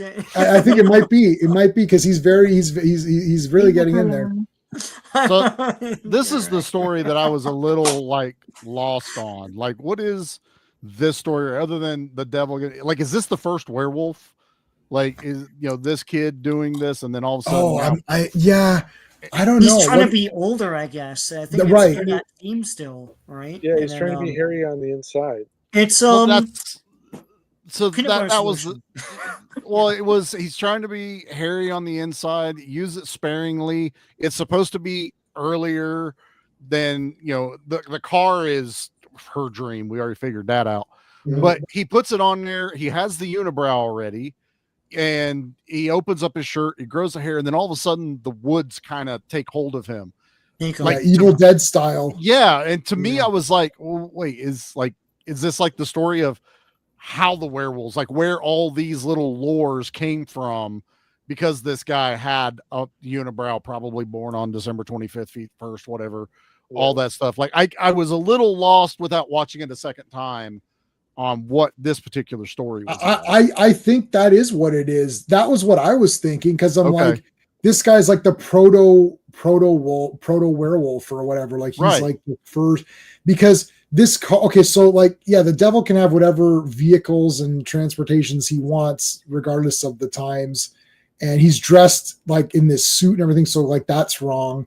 But like, so he somehow went back in time and said, oh, I'm going to plant. Like maybe there's another movie where he goes back in time and makes vampires or something, or we get Underworld that makes the first zombie, and it all comes out of. So this guy's like, I want to be more hairy. Like this guy's like, I want to grow up, like Sean was saying, like the theme. Oh, you want to growing up. So he's like, I want to grow up faster. He's like, okay, but instead of growing up faster, the guy put too much on and now became the first werewolf. And I think maybe the forest like absorbed him, and then now that's in the world. Like werewolves are now part of of nature. Like they can become, werewolves can now be born because they've been like absorbed into nature. Maybe I don't know. Read what Phil wrote. Well, what did Phil write? I'm sorry, I didn't even. Okay, which one? This one. Yeah. Her dream. She'd like her friend to be like older men, but he can't be not to her. I mean, I get that, but it's also, I have to remember that Granny is like teaching her lessons Right. also in this dream. Also, am I wrong that that's Rosalie driving that's in that she's got a valet blonde outfit, the blonde wig? I could not. Yeah, that is. Oh, that's the same actress. Yeah. Yeah, same actress playing. Yeah. So she's placed herself in this scenario. I don't know. It was just really like there wasn't enough. Oh, there she is. There she is. There you go. Yeah, that's her. Yeah, that's Rosaline, the same actress. Yeah. Yeah. That's her name. Yeah. It was just trying to figure, because everything has a pretty good like beginning, middle, end on the little vignettes that we get. You know, you understand exactly the lesson they're trying to teach, but to bring the devil into this and to do a deal with the devil in the moonlight, I was just like, oh, this must be how we're creating, in her mind, how she perceives these werewolves are being created, you know, through Granny telling a story. Because this is like, there's also the shortest story too. Yeah, it's like just this one scene. Hey, random. This actress plays Snow White. Yep. Wow, a few years later. She only does like 3 movies and then quit acting. Yeah, 4 movies. She's got 4 credits. And like people raved about her. Yeah. I think in Wikipedia they said they wouldn't let her go see her own movie because it had an X rating in England or something. And she was 12. She's 12 in this movie. Yeah. Like, yeah, I was. Are you sure? Because it's 1984, so she's the same age as me. She'd been 14, I would have thought 14 or 13. On everything maybe. everything I read said she was 12 years old when she went in for the audition. Maybe 13 when they started filming, because they wanted an 18-year-old, because this was supposed to be hypersexualized. Right. Like there was supposed to be a lot more nudity, sex scenes, because it's a story of a woman a girl becoming a woman. Mm-hmm. So, but they said that they were so like enchanted by her that they were like, no one else can do this. So they actually dulled it down a little bit for her. And I read this because I was looking up, I think it was Terrence Stamp. I was like, I fucking know that guy. And I went on IMDb and I read that. And then the whole thing with the huntsman happened later. And I had told Jackie about how old she was. So Jackie's now like, oh, this is so much more uncomfortable knowing how old she actually is filming this scene. I'm like, yeah, it doesn't get too far, but I'm like, it does make it a little bit more uncomfortable to watch, knowing exactly how old she is. Yeah, she may have been cast. I think she's around 13 or 14 during this and movie. That's very possible. She did the audition at 12. When it was released, she was 14. But like they shoot fair enough. Like, that's a year before and stuff. Yeah. So she's 12, 13 14. Either way, it's still at the end of the movie, but still, but I honestly, she nails this. She is the best thing in, the gore, but as far as acting, she's holding up, she's holding up against Terrence Stamp and David Warner and Angela Lansbury. I just I didn't know this, but that Snow White movie she's in is canon, and Diana Rigg is the evil queen. Like, why do I not own this movie? I need to buy this. Oh my God. I don't think I've seen that. Also, I'd like to add that in her room she had a picture of Duran Duran, and Duran Duran had a hit called The Chauffeur. So connect the dots. A lot of Duran Duran knowledge coming out. Barbarella. Well, they got their name from Barbarella, and they have the song Electric Barbarella. I think that's the Orgasmatron. Yeah. He's like, you wore it out. You like, who are you? You're like a monster, or whatever she wore it. I went to see Barbarella in a theater when at a revival house when Duran Duran was like peak popularity. Right. And every time they uttered the name of the villain, the whole audience just cracked up. Yeah, I love it. He's the inventor of the positronic ray. This is the priest. This is great. Yes, with the tree, with the branch falls right on her head. This is, but she's like, oh, he's deaf as a bat or whatever. He can't hear anything we're saying, and he is totally up there. And I'm watching this going, he can hear every word you said, and then he reveals, he goes, I heard everything. I've heard it. I literally have heard everything. Like, what are you talking about? I was like, I love every bit of this interaction. Was it Simon Le Bon or the guy from Spandau Ballet who became a conservative MP? I can't remember. Sorry, I was thinking of what Phil said. That's probably the Spandau guy, Tony. Oh, Tony, what's his name? Anyway, I think it was Spandau.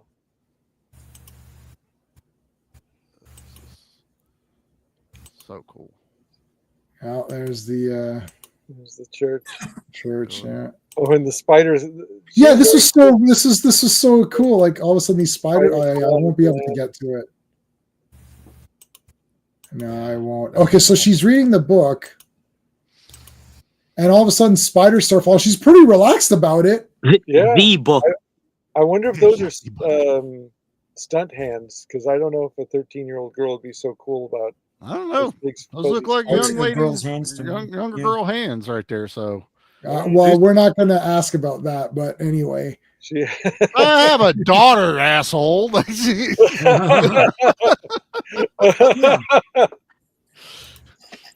you go. Isn't that a Snow White reference? There you go.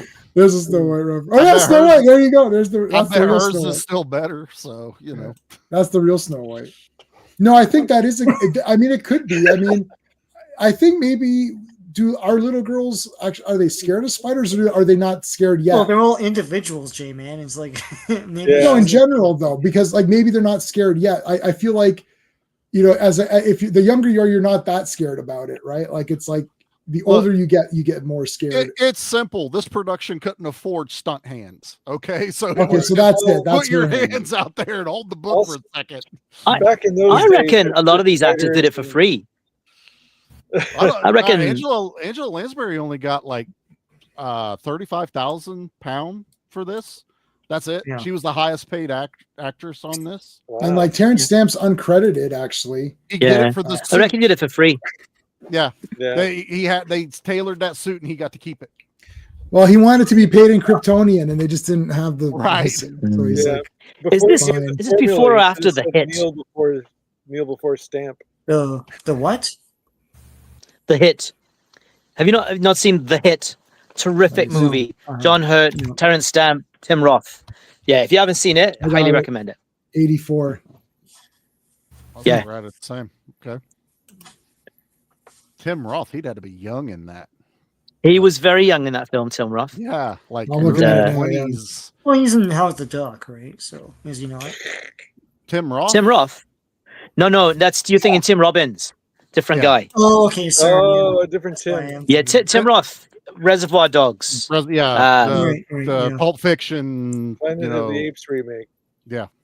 Rosencrantz and Guildenstern are dead. Good movie, that too. Mm-hmm. Okay. So sorry, you can't. No, that's okay. That was fine. There's spiders that fall on here, and she just kind of brushes them off. Yeah. And then here's where they're going to go on their little. They're going to go for a walk. He gave her flowers earlier. Yep. And now they're going to go for a walk. Just asked to go for a walk. And she's very bright and colorful and pretty, and he's like a loser, and it's like, Sean is timid. Got his I'm not a smart man, but I know what love is. All the Tims look like they're like the Smurfs. They need a pencil in their ear or something, or a heart-shaped tattoo. Oh, so that's Carpenter Tim and Grumpy Carpenter, Tim, yeah, and Baker Tim. Yeah, like Tim Robbins could maybe have like a Robin like shirt. It's like, oh, you're Tim Robbins. Okay, that's good. Yeah. She's full on Little Red Riding Hood here. Oh yeah. She's full. Yeah. All right, so they see the dove or whatever. It's like, okay, so here's where does he tries to kiss her, or he wants to? Yeah, this is where he's trying to convince her. There it is. Yeah. Smooch. You'd be a lot sexier if his spit didn't come out from that tooth hole you've got, but okay. That's gross. Let's be fair, though. At least technically he's her first kiss in this movie, which makes the other one not as bad as it probably could have been. Right. Well, that guy in that end, she is kissing him, and he's like older than she is for sure. That's what I'm 13, saying. Like, it's not as creepy, because now this is her first kiss. Yeah, so this guy might be like. Well, wasn't that Adamant guy at the end also like in the Break-In and Break-In 2, and he was like in a bunch of those 80s movies as the weird guy. I could have. I didn't look him up. Huh. Which guy? The Adamant guy at the end of this movie. The I think he's listed as huntsman. Isn't that what he's actually listed as in there? He's a pheasant plucker. The pheasant plucker. Yeah. He's not dandy well. huntsman. Maybe he's not the pheasant plucker, but he's the pheasant plucker's son, and he'll keep on plucking pheasants till the pheasant plucker comes. Say that 5 times fast. No. That. Oh, too clever. That's from Animaniacs. If you learn one thing from Animaniacs, that's the way to get out of that when people say that 3 times fast or whatever. So they got all the mushrooms here in Mushroom Kingdom. She's gone off the path. And look at that! Look at that piece of tree. Oh, I don't think we're supposed to pause right there. That was a great pause. This is perfect. Yeah, the messaging is uncomfortable. Yeah. But she reminds me of Ellen Page at that age. She's got a little bit of that, and the girl that played Daenerys. I won't say anything about Ellen Page now. Well, yeah. Good old Elliot. Ellen Page at that time when she was in X-Men Last Stand. And Juno. Yeah. Oh, yes. Okay, I was like, yeah, not anymore. No. So now, she's got the big trees here. Oh, yeah, here's putting on lipstick. So this is, again, putting on makeup now. I'm going to beat Phil. So she finds the eggs, which have babies inside of them. Yep. So it's a thing about, puberty and coming into womanhood, which also with the mirror and caring about your looks. I beat you, Phil. I beat you this time. I can't get to the... Does the egg crack open right there, or is it later? No, the egg cracks open right there. Like right there. Here. I won't be able to get it. One of them does at least, and then. All right, beat you, Phil. Don't try to hoard in on my glory here. Any significance? The fact I that got it. It isn't just the tree. The way the cinematographer framed it. There's like all these little the thing in her face, and there's like little things growing out of the tree that aren't full-on branches, and it's like, oh, even I understand that. You beat me. Nice. Yeah. Oh, you want that? That's Elvira. I'll take it. It is Halloween. Yep. It is Halloween, yes. All right. Hey, her autobiography just dropped this week too. Yeah. Oh, yeah. I for some reason, okay. I saw that posted on there. I think I'll get that. It looks like it's self-published though, so I don't care. I ordered it. So right. There's the wolf. Yep. So it's like wolf from the Meatloaf song. Man, they beat the shit out of that poor kid too when he comes in crying wolf. Yeah, I thought they were gonna give him a DDT or something. Like the dad is just knocking. Then it turns into a fucking brawl everywhere, and then mom comes running with water. Like, I'll cool your asses off. Yeah, it's like, where's my daughter? And she's like right there. She's standing there the whole time in red. All he had to do is turn around. This kid, he done got tossed in the trough. He's just like, what the fuck? She's like, I've been here the whole time, and she's got her egg and her lipstick on, and the mom's like, oh my god. Her mom goes, nice girls don't paint, they pinch. Whores paint. Thanks, Mom. That was awesome. Great. All right, let's go hunt the wolf down. It's Mum. Yeah. It's Mum. You can't say Mom. It's a British film. Yeah, Mum. Or as we would say, Ma'am. But anyway. Mommy. Say, Ma'am. Ma'am. Well, Phil and I would say Ma'am. Yeah, let's hear it for those mams. Memories. I mean, no. All right, she's getting the bath here. Also, another scene that I'm just like, she's 12. Guys, I can't watch this right now. She also has a very Anna Paquin-ish kind of look to her as well. Yeah, good call. Good call. Yeah, especially when Anna Paquin did the Trick or Treat with the werewolves.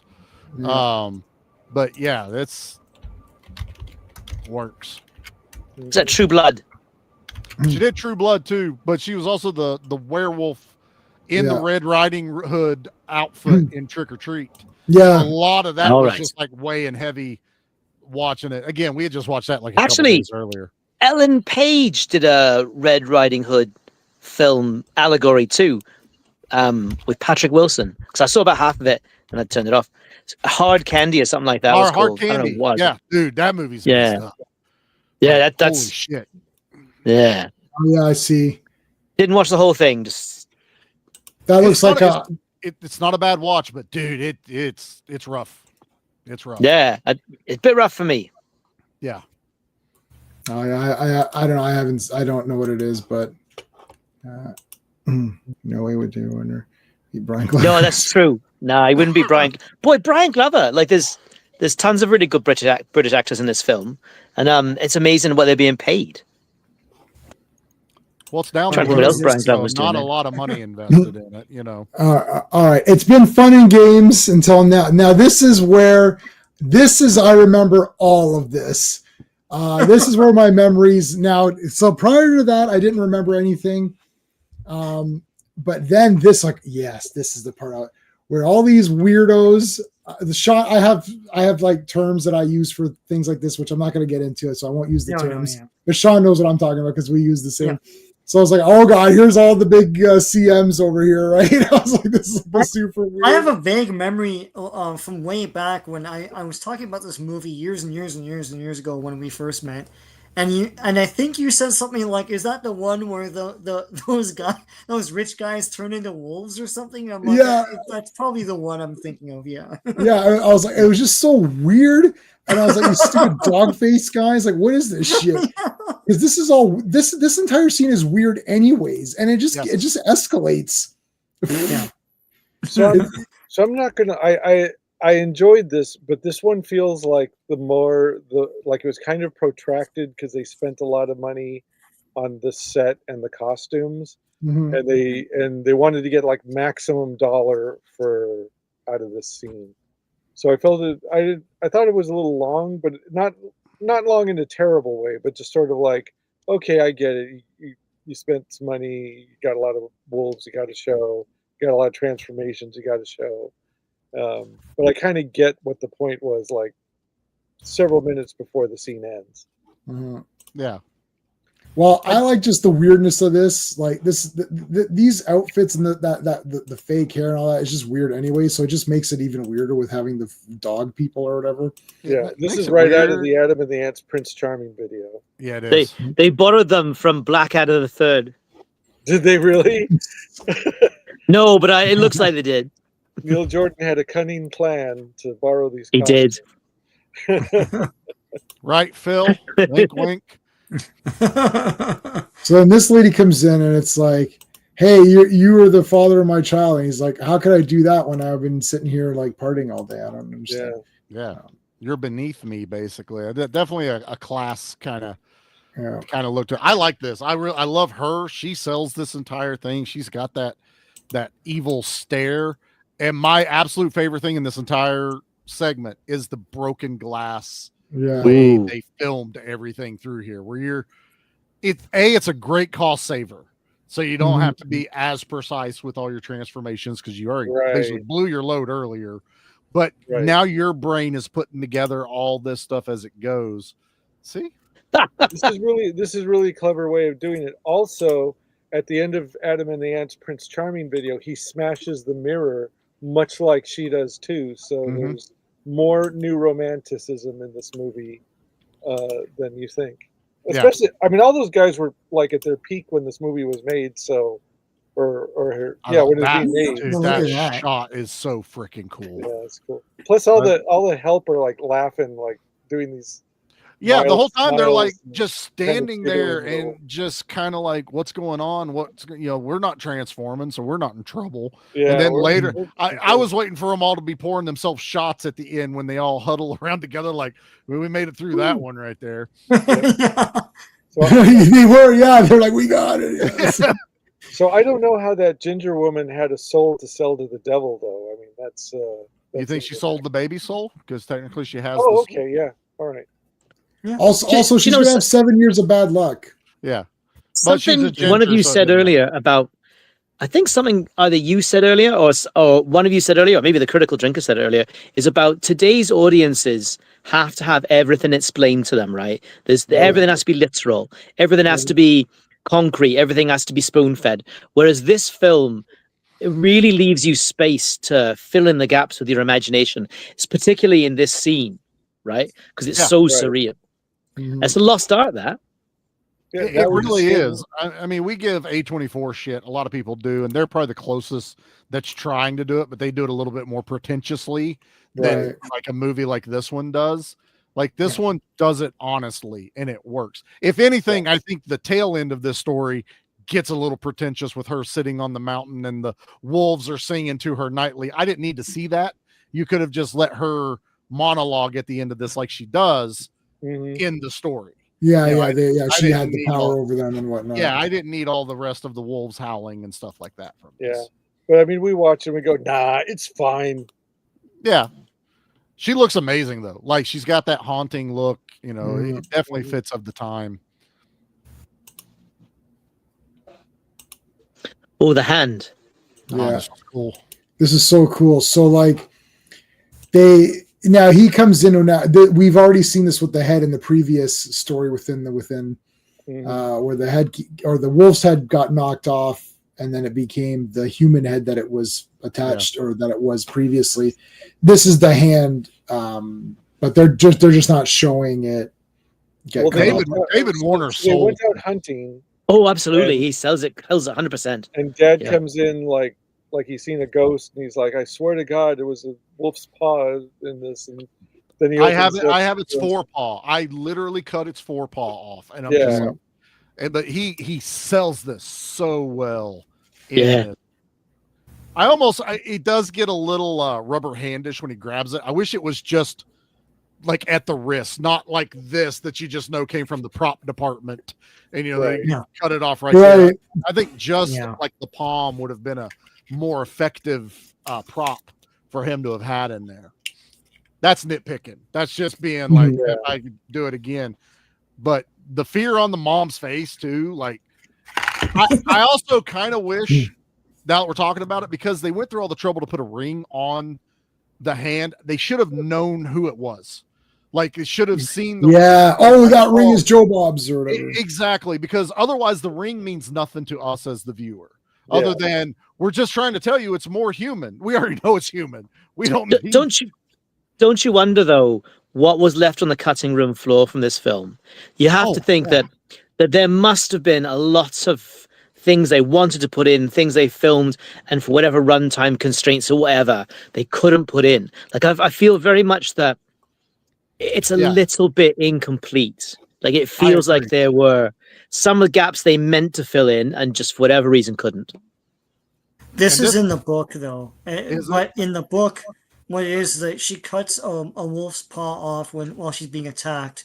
And when she comes home, it's a hand with a ring, but it turns out to be the grandmother's hand. Now there's a backstory to it, which is what it looks like. But that's not what this is. Yeah, this shot's perfect. It shows us through. Also, I don't think that's a prosthetic. I do believe that's somebody's arm. It's someone's hand. Really freaking close to the fire. That's probably fire retardant gel on the arm right there, because that's a great looking shot. But and then when it catches on fire, it keeps showing the ring throughout this segment, and I'm waiting for someone to be like, that was, George, or second viewing. Second viewing, watch for people with rings. You're right. I definitely need to do that. Well, actually, I went back and to see if I could just spot it on fast forward or rewind and then fast forward, and I thought, oh, maybe it's the dude who's like smearing the paste on his chest, but no, that it's just there's the ring. That's it. But it could also mean that it's someone who's higher up because they do have jewelry. Like nobody has just like random stuff. So maybe it's supposed to signify that. Maybe it's supposed to be one of the people from the story before. I was thinking that too. Yeah. I looked and no, it doesn't match any of those rings. So, it might have been, but it wasn't like shown enough to make it like, like you're expected to get the connection. He's Britain's Chuck Norris. All right. No, but I'll agree with his comment before. She looks like Amelia Clark. I was saying that she looks like Daenerys in a lot of these shots with the face. Just the idea that Britain has a Chuck Norris is hilarious. There's the tears. There's the tears where it stays on there. That was supposed to be continued into the ending where we see her crying and then dive back into it. He's a blacksmith. That boy's got a trade. Yeah. Okay. He's not just some, sheep shit shoveler. He is say that 5 times fast there, RR. Yeah. But he's working on a trade. He'll make some money later. Yep. He may inherit all of that right there. You don't know. Yeah. That. There he goes. Come on, he gave you that one. That was a layup. All right. Going to this, we're approaching the we're close to the end now. So now this guy's trying to make up, even though he ran away from her in the woods. Really but coiffed hair, Yeah. We can whistle really good through that tooth.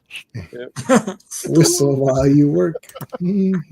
Big oh yeah, there's frogs there. Remember these weird frogs that just randomly show up? They're awesome. Frogs and lizards everywhere. What is that about?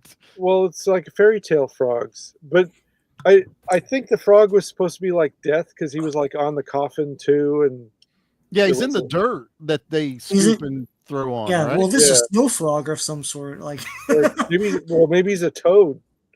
It's the toad of truth. I can't tell. Again, I don't understand the symbolism of when that. you kiss a frog and it turns into a prince. I don't know.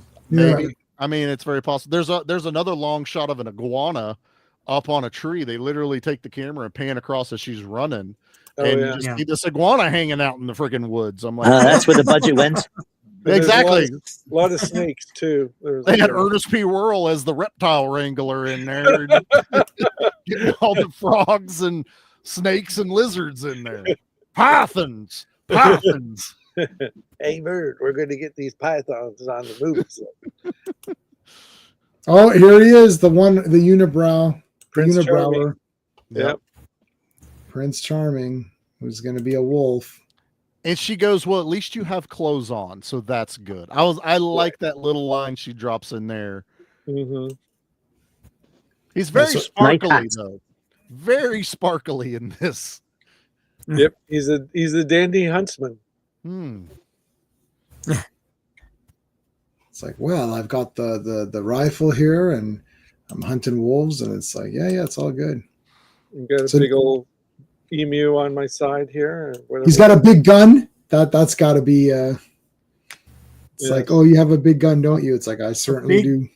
Would you like to touch my musket? But how does he handle it? Yeah, how does he handle it? Subtext, Sean. Subtext. You don't just blurt it out. I mean, it's just like.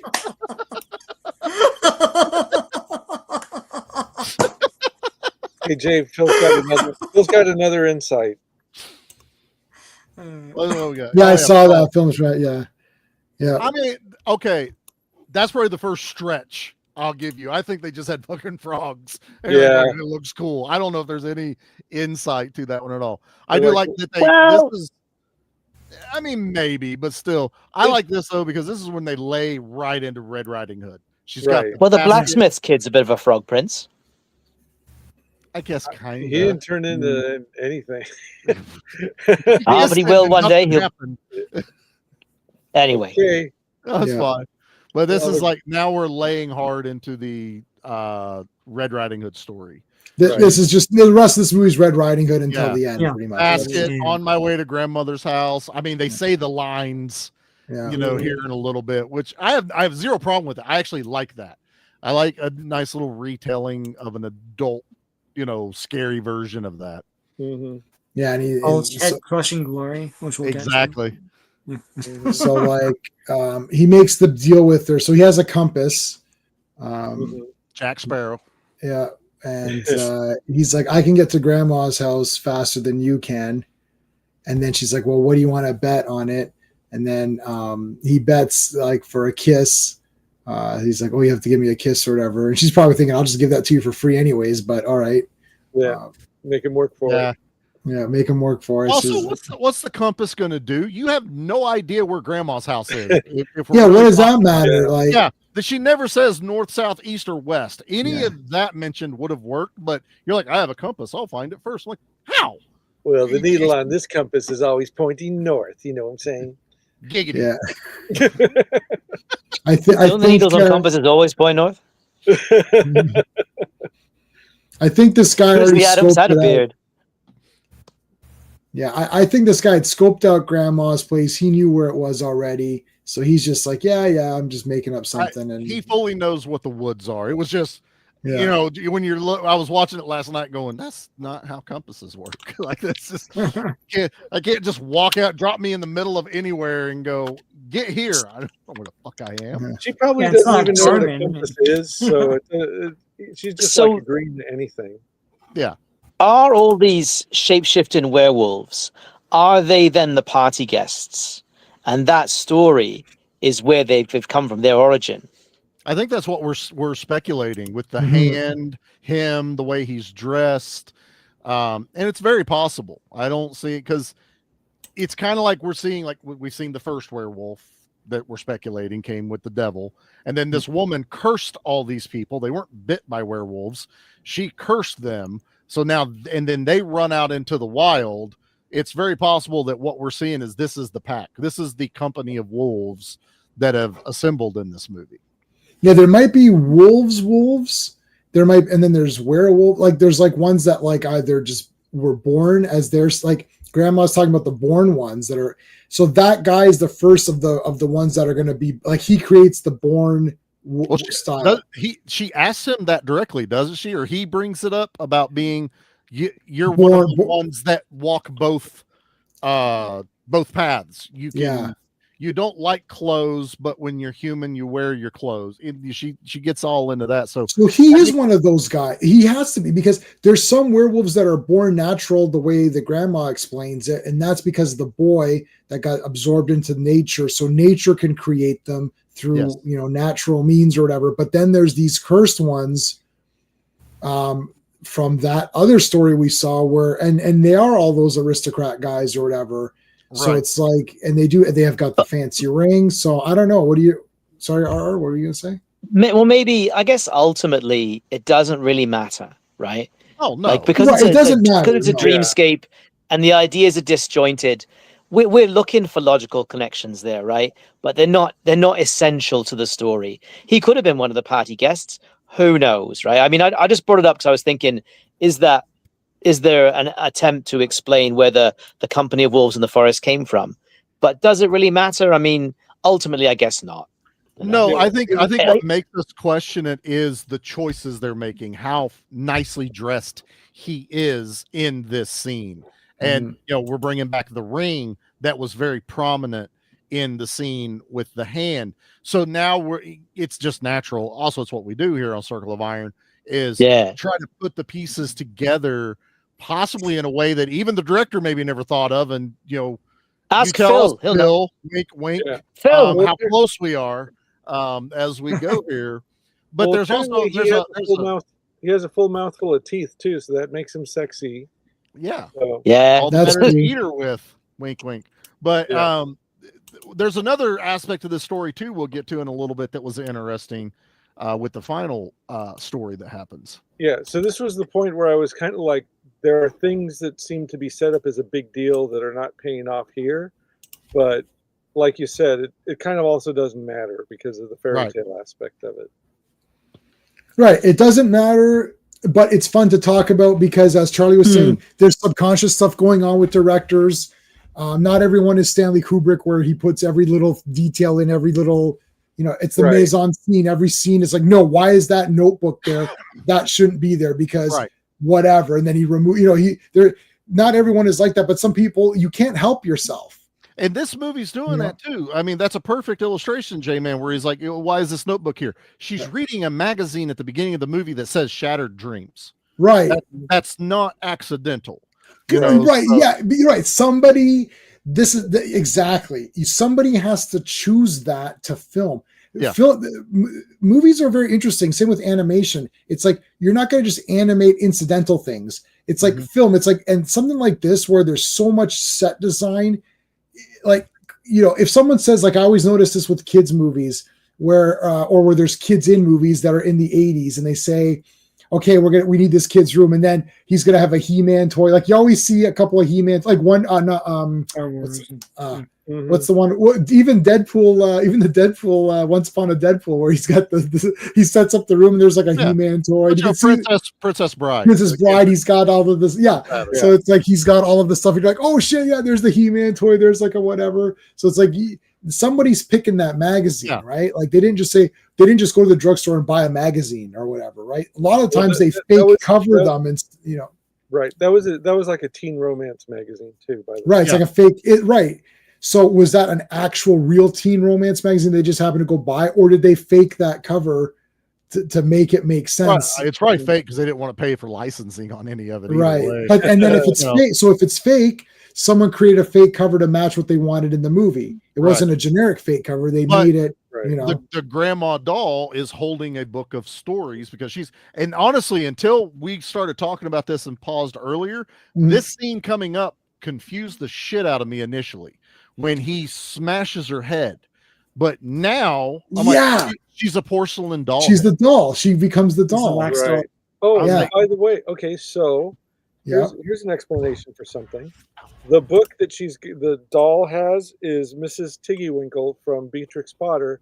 Mrs. Tiggywinkle is a hedgehog, reference hedgehog found under the sheet in our favorite scene. He steps on it. Yeah, he steps on the hedgehog. I thought he was going to softball that little hedgehog. So did I. I thought he was going to. And he just kind of lobbed it a little bit. I'm like, okay, it ain't that kind of 80s movie. All right, so here's the decapitation of Jessica Fletcher. This is brutal. Expecting this. Oh my god, dude. He took her head off. Oh my god. It's a good thing I didn't watch this as a kid. This would have scarred me more than the dude ripping his skin off watching Jessica Fletcher get killed in this movie. Like I honestly was just like, the fuck. This is what the shit. Her head turned into porcelain, and I'm like, what is going on? I had no idea what was happening at this point. Well, now we know she is exactly that. Yeah, that is awesome. All right, so here comes Red. Also, she played Mrs. Potts in Beauty and the Beast, which was also made of porcelain. Ooh. I like it. Connect the dots, man. Now she's getting typecast. He's always going to be the porcelain.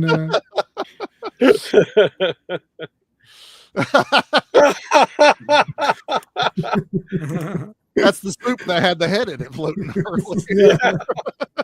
Ruined a perfectly good jug of milk there. All right. Here comes Red. I love he invites her in, saying the same stuff that Granny said. Yeah. That was awesome. Mm-hmm. Yeah. Come on in. All right. And there's the hair burning. Oh, that must smell terrible. Oh, dude, especially old lady hair. Old lady hair. She's like, wait a minute, she doesn't seem that overly concerned about it, but it also, I think she's trying to play up as well. Like she's trying to be a bit smarter and Well, again, she's matured more during this venture, and now it's a matter of survival. Cunning wit now is what's this is her what big eyes you have moment. Yeah. So all of those are said. What's that? I just said Eddie Van Halen looks great there. Yeah. Mm-hmm. Her hair. They've got the same hair. Just about. Actually, he looks like Steve Perry from Journey right there. Oh, true. Actually, that's better. That is better. All right. He does look more like Steve Perry. Steve Perry. He's telling her someday love will find. Don't stop. Sorry. All right. So he's like, all right, well, what about that kiss you owe me? She's like, well, first of all, I was like, first of all, you look like a complete insane madman. So I think I'm gonna pass on that kiss. He looks like a Mr. Jekyll or Dr. Jekyll, Mr. Hyde kind of look. Right here. Yeah. He's turning into Meatloaf in the I would do anything for love video. But I won't do that. Yeah. Yeah. Plops down in the chair. Like I do like his so relaxed and almost blasé about everything happening, right? Like he knows he has the upper hand. Yeah, like, I like this guy. Cockiness in this. This guy's awesome. And she's like, I don't know about this bullshit right now. It's like, oh yeah, uh-oh. The real chest hair moment. It's she pulls that shotgun. That was like, yes, that was an odd because it happens just before he takes the shirt off. Right. That was amazing that she played him like that, and then all of a sudden he had the shotgun. It's like, yeah, come closer. Oh, this guy looks weird too. I like the makeup's awesome on this guy, and the hair and the eyes and everything. It looks really cool. He looks like Sammy Kerr in Trick or Treat. He looks like the rocker. He's got that rocker. Yeah. Face He just doesn't have the burn. Yeah, good call. I did just watch that movie the other day. So yeah, I was gonna say, it's funny because they had the super edition at the con, the one that sold out. They had it there, but I already bought the other 4K. So I was like, well, you guys suck. And then they said, yeah, we do suck, and they acknowledged it. And I was like, fine. And they knew honestly that'd be the one they would, because they would like, we totally misjudged the market. They did misjudge. I said to the guy, I said, this sold out. I put it. But I was like, one day later, I go in and it's sold out. I was like, how's that happen? They're like, we don't know what that. I said, well, at least you put this one out. So I'm like, yeah, we put out the second one because they know they effed up, and then they can't go back because they said this was limited, whatever. So the people who did get it are going to say, well, wait a minute, why did I break my back to get it if you were just going to extend it anyways or whatever, right? So which is the correct way to do that. Which is the correct way to do the bare, because I got cover C. That was the first one to sell out. Yeah, and I got it right after the crash. But if anyone wants to understand how volatile that market is, study that scenario that happened to them, because it was just nuts. So, yeah, no, this guy's awesome. Yeah, he does look like the Trick or Treat guy. This is the bad boy vibe. Like, you totally understand. A little dangerous. She's drawn to him. Hey, werewolves, Daniel. Yeah, buddy. I love my werewolves. Did you tell Daniel about this one, or do you know? I put it in the Discord that we were streaming, so that's probably why he knows we're on right now. Okay, I was gonna say you gotta watch that. You gotta watch that face ripping scene. Go watch Transformation Company of Wolves on YouTube, Daniel. Trust me. All right, so here's this guy's a good body actor. Yeah. Okay, so hold on. Let me try to get some of his like. Oh man, it's just right off the screen. It's dancing. Yep. So his back is turning into Ron Jeremy right now. So, God, how am I gonna get this? But I like that it's not really prosthetics other than the hair. Like, it's just him contorting his back, and the way the camera's doing different angles and light reflection.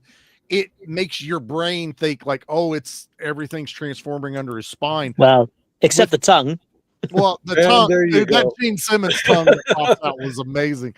This is the iconic off the cover of everything. I do like this. Yeah. No, Daniel. No, nothing beats that. No. Second. We established that one. No, but Charlie and I are I'm saying like top 3 or 4, maybe number 2. I have to really sit down and think. I'm saying number 2 because I've been watching a lot of werewolf movies lately. Yeah. Second best transformation in a movie. Yeah. So this is my heavy metal album cover right here. Oh, this is Ozzy Bark at the Moon right here. Now we're talking about the one that happens in the 26-minute mark, Daniel. Yeah. This one is still pretty awesome, but this is like he literally. It feels like it's almost. This is top 10. Yeah, for sure. Like this ripping out of the guy. This is a little bit of a different. The other thing is the guy. And maybe, again, that could lead to different wolves. Like maybe that guy was a natural wolf. And because a natural wolf, he has to peel off himself. And this one, it's inside of him. Like, it's 2 different transformations because they're 2 different style of werewolf.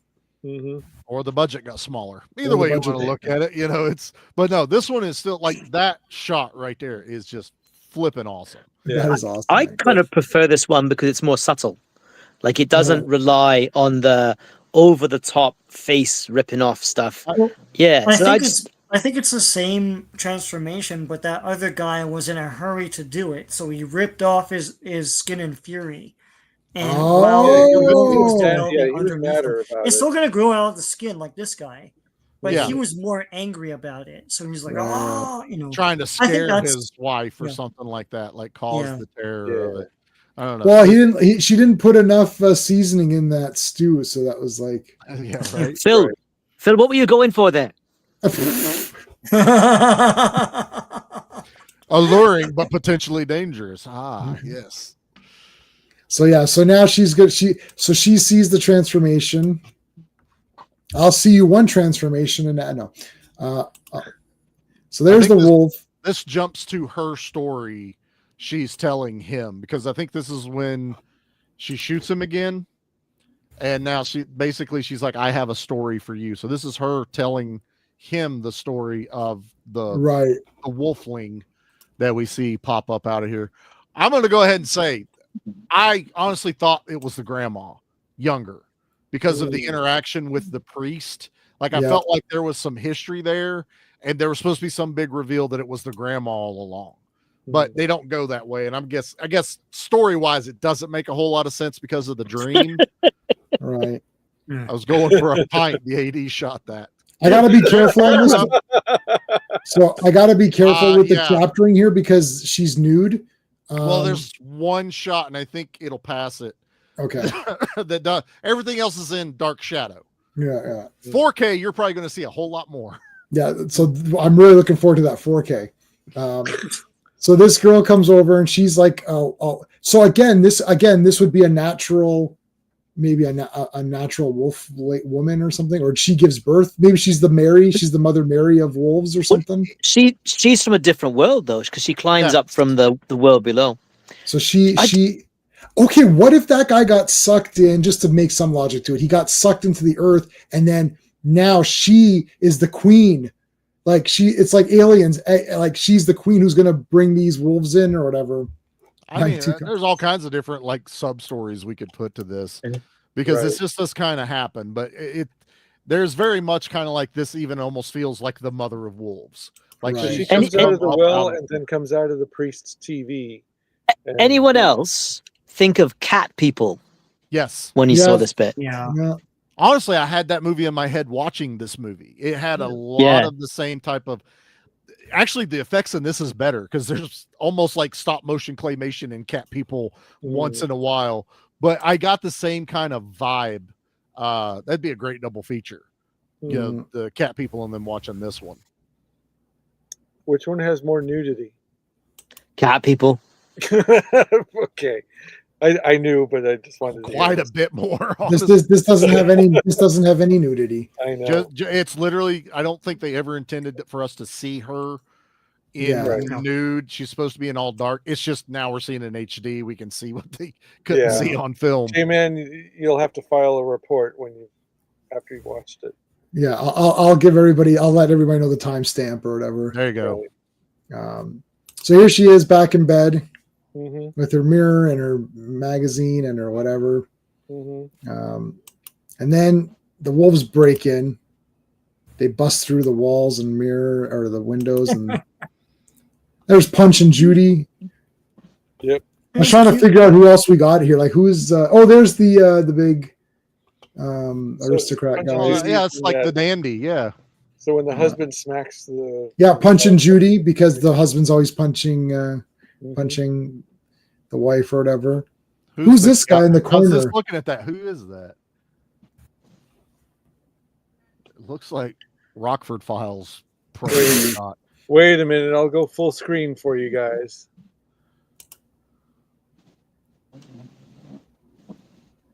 I can't tell. It looks like almost looks like Oscar Goldman from the $6 Million Man. It does. It looks like Rick Astley, but I know he looks too old. So that's weird. Oh, she's never going to give that up. Nope. Oh, that was genius, man. That needed to get more of a pop. And I'm not a music guy. I need to get. You know what? David's mad. You get that because you're not a music guy and you tried. That's your participation. That's my participation trophy. Yeah. Yeah. Honestly, that's probably one of the one things I understood at the end. Is it Rockford? It looked like Rockford. It totally looks like Rockford to me, dude. That's awesome. All right. There you go. And now with this weird ass guy here. So the wolves bust in. So she became a wolf in the last story, and then now these. Well, wolves. we get snapped into this timeline, but then we go back to grandma's cabin, if I'm not mistaken, after this. Or no, the two of them bail out. Wow, it's so bail out the window together, and yeah, I thought that's where it ended, where they both bailed out the window, not here, because it was supposed to be like she went back for some reason. Yeah. All right. Well, that's it. Oh, there. That's a good shot. That's actually a really good shot. There are times where you're just like, yeah, that's a dog. Okay, that's a wolf. Yeah, that's a dog. That's a wolf. They really didn't have CGI or any good. No, I think they totally did fine. And honestly, I explained it away because she had a German Shepherd, so now that's what she sees in her dream. Right. I did read something hilarious though when they tried to trap the wolf and they used the duck. That was a real wolf, and when they did the first try to film it, the duck quacked and scared the shit out of the wolf, and they couldn't get it to go near the hole anymore, and they had to get another wolf to redo that shot again. What? Like the duck scared the fucking wolf. Wow. That's awesome. Well, that probably explains why wolves are so heavily unionized in the motion picture industry. Yeah. It'd have to be now. I mean, that's why they get so many movies. The Creature from the Black Lagoon needs to get on the union scale. Is he? He's got a SAG card, right? Or he didn't have a speaking role, so maybe he didn't get his SAG card yet. Come on, help these guys out here. I don't know. It's Rockford. It's Rockford. Okay, so there you go. Three of us are right. It's Rockford. It could be a British actor from some TV show from the 80s too. You could have just ripped the picture out of the magazine that they had on there. Yeah. That tougher wolf was Brian Glover in heavy makeup. All right. Hey. That is it. Did pretty good. Finished pretty much on time, so that's good. Great movie pick. Still saying. Yeah, good one. Well good done. pick, Sean. That was a good one. Well done, Sean. It was classy. We're classy here as we talk about boobs and timestamps. Yep. Yeah, except for the 13-year-old girl, which we're pretending as though 14 is any better, but we're like, well, maybe she was 14. I love as though that's not really a consolation. She's not 12, Charlie. She was at least 14 and a half at most. Yeah, in Europe it's okay. That's how we're going to spin this. In Europe, it's okay. Yeah. Yeah, it's not a Roman Polanski film. That's the alternate name of this movie, actually. So. What? It's England's fault. Could Roman Polanski please come to the set? No. Ducks float water and so do witches. Oh, yes, please. Yeah. Don't mind if I do. Oh, but his Macbeth movie is. But Roman Polanski's Macbeth is an absolute masterpiece of awesomeness. It's like the decapitations in that are super pumped up. It's just like, but anyway, all right. Well, we'll end off there. So Ross, I put up the Kickstarter for your earlier. So make sure you guys are all on that. Is there anything else you want to? I guess that's the main thing that you want to. You're mentioning right now, like that's what you're currently promoting. Yeah, let's just say that's the big thing. I got a ton of stuff in the works, but we'll talk about them as I spoon feed them out. Okay, awesome. Charlie, what's going on the podcast? We will be rounding out our month of horror this what day is this? Yep.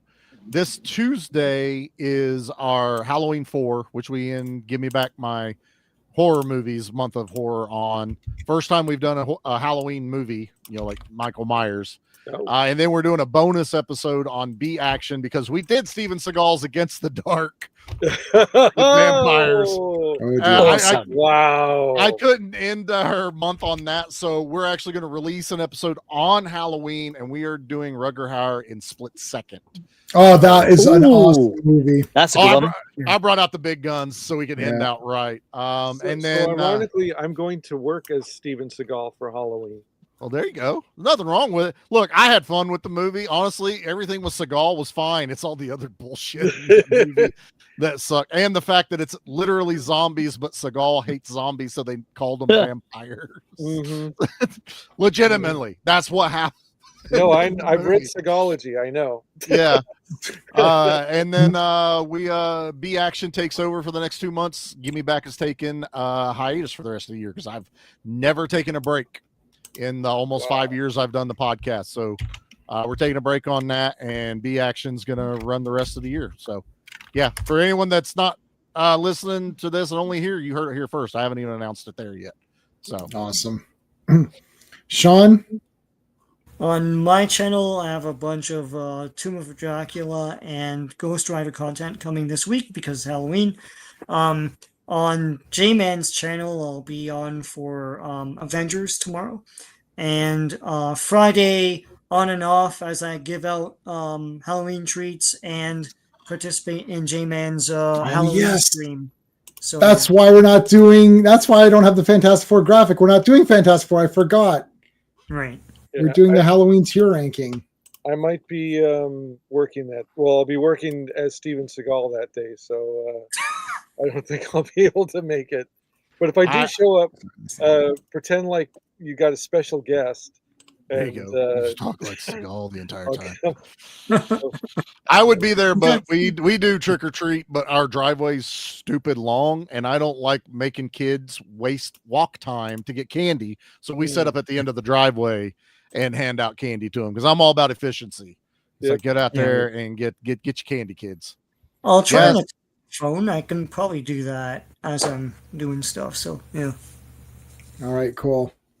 All right, well that's it. Are you have anything you want to mention or? Oh, just two things. I mean, I would come on Circle of Iron to talk about Barney Goes to Hollywood with you guys because it's just such a great time and really enjoyable. So thank you so much for having me on today. I really appreciate it. I only get a few opportunities to do this because of the time difference, but it was fantastic. And diolch yn fawr am followers I sylwadau yn y chat. So just thanking Phil for all his comments. Oh yeah, thanks, Phil. Thank you. Yeah. So thanks, J-Man. Thanks everyone. Great times. All right, guys. Well, that's it. We'll see you tomorrow for Earth's Mightiest Mondays. Looking forward to it. Avengers Defenders War comes to a conclusion in the only way it could with massive battles and Hulk beating the shit out of Thor and Thor beating the shit out of Hulk for like the entire comic before conveniently at the end they're like, wait, you don't need to fight. Yeah, we're all teamed up now. We're all teamed up. I love it. I love the fact that it's like the entire comic. And Hulk gets mad. He's like, I had this whole fight. Anyway, he literally gets mad that he can't fight anymore. It's so great. It's what Marvel Comics is all about. So, all right, guys, we'll see you tomorrow. Thanks to the panel. Thanks to everybody in the chat. Appreciate you guys. See you tomorrow. Hey, friends, you've just been listening to J-Man, and he is the smartest person who ever lived. So make sure you like and subscribe.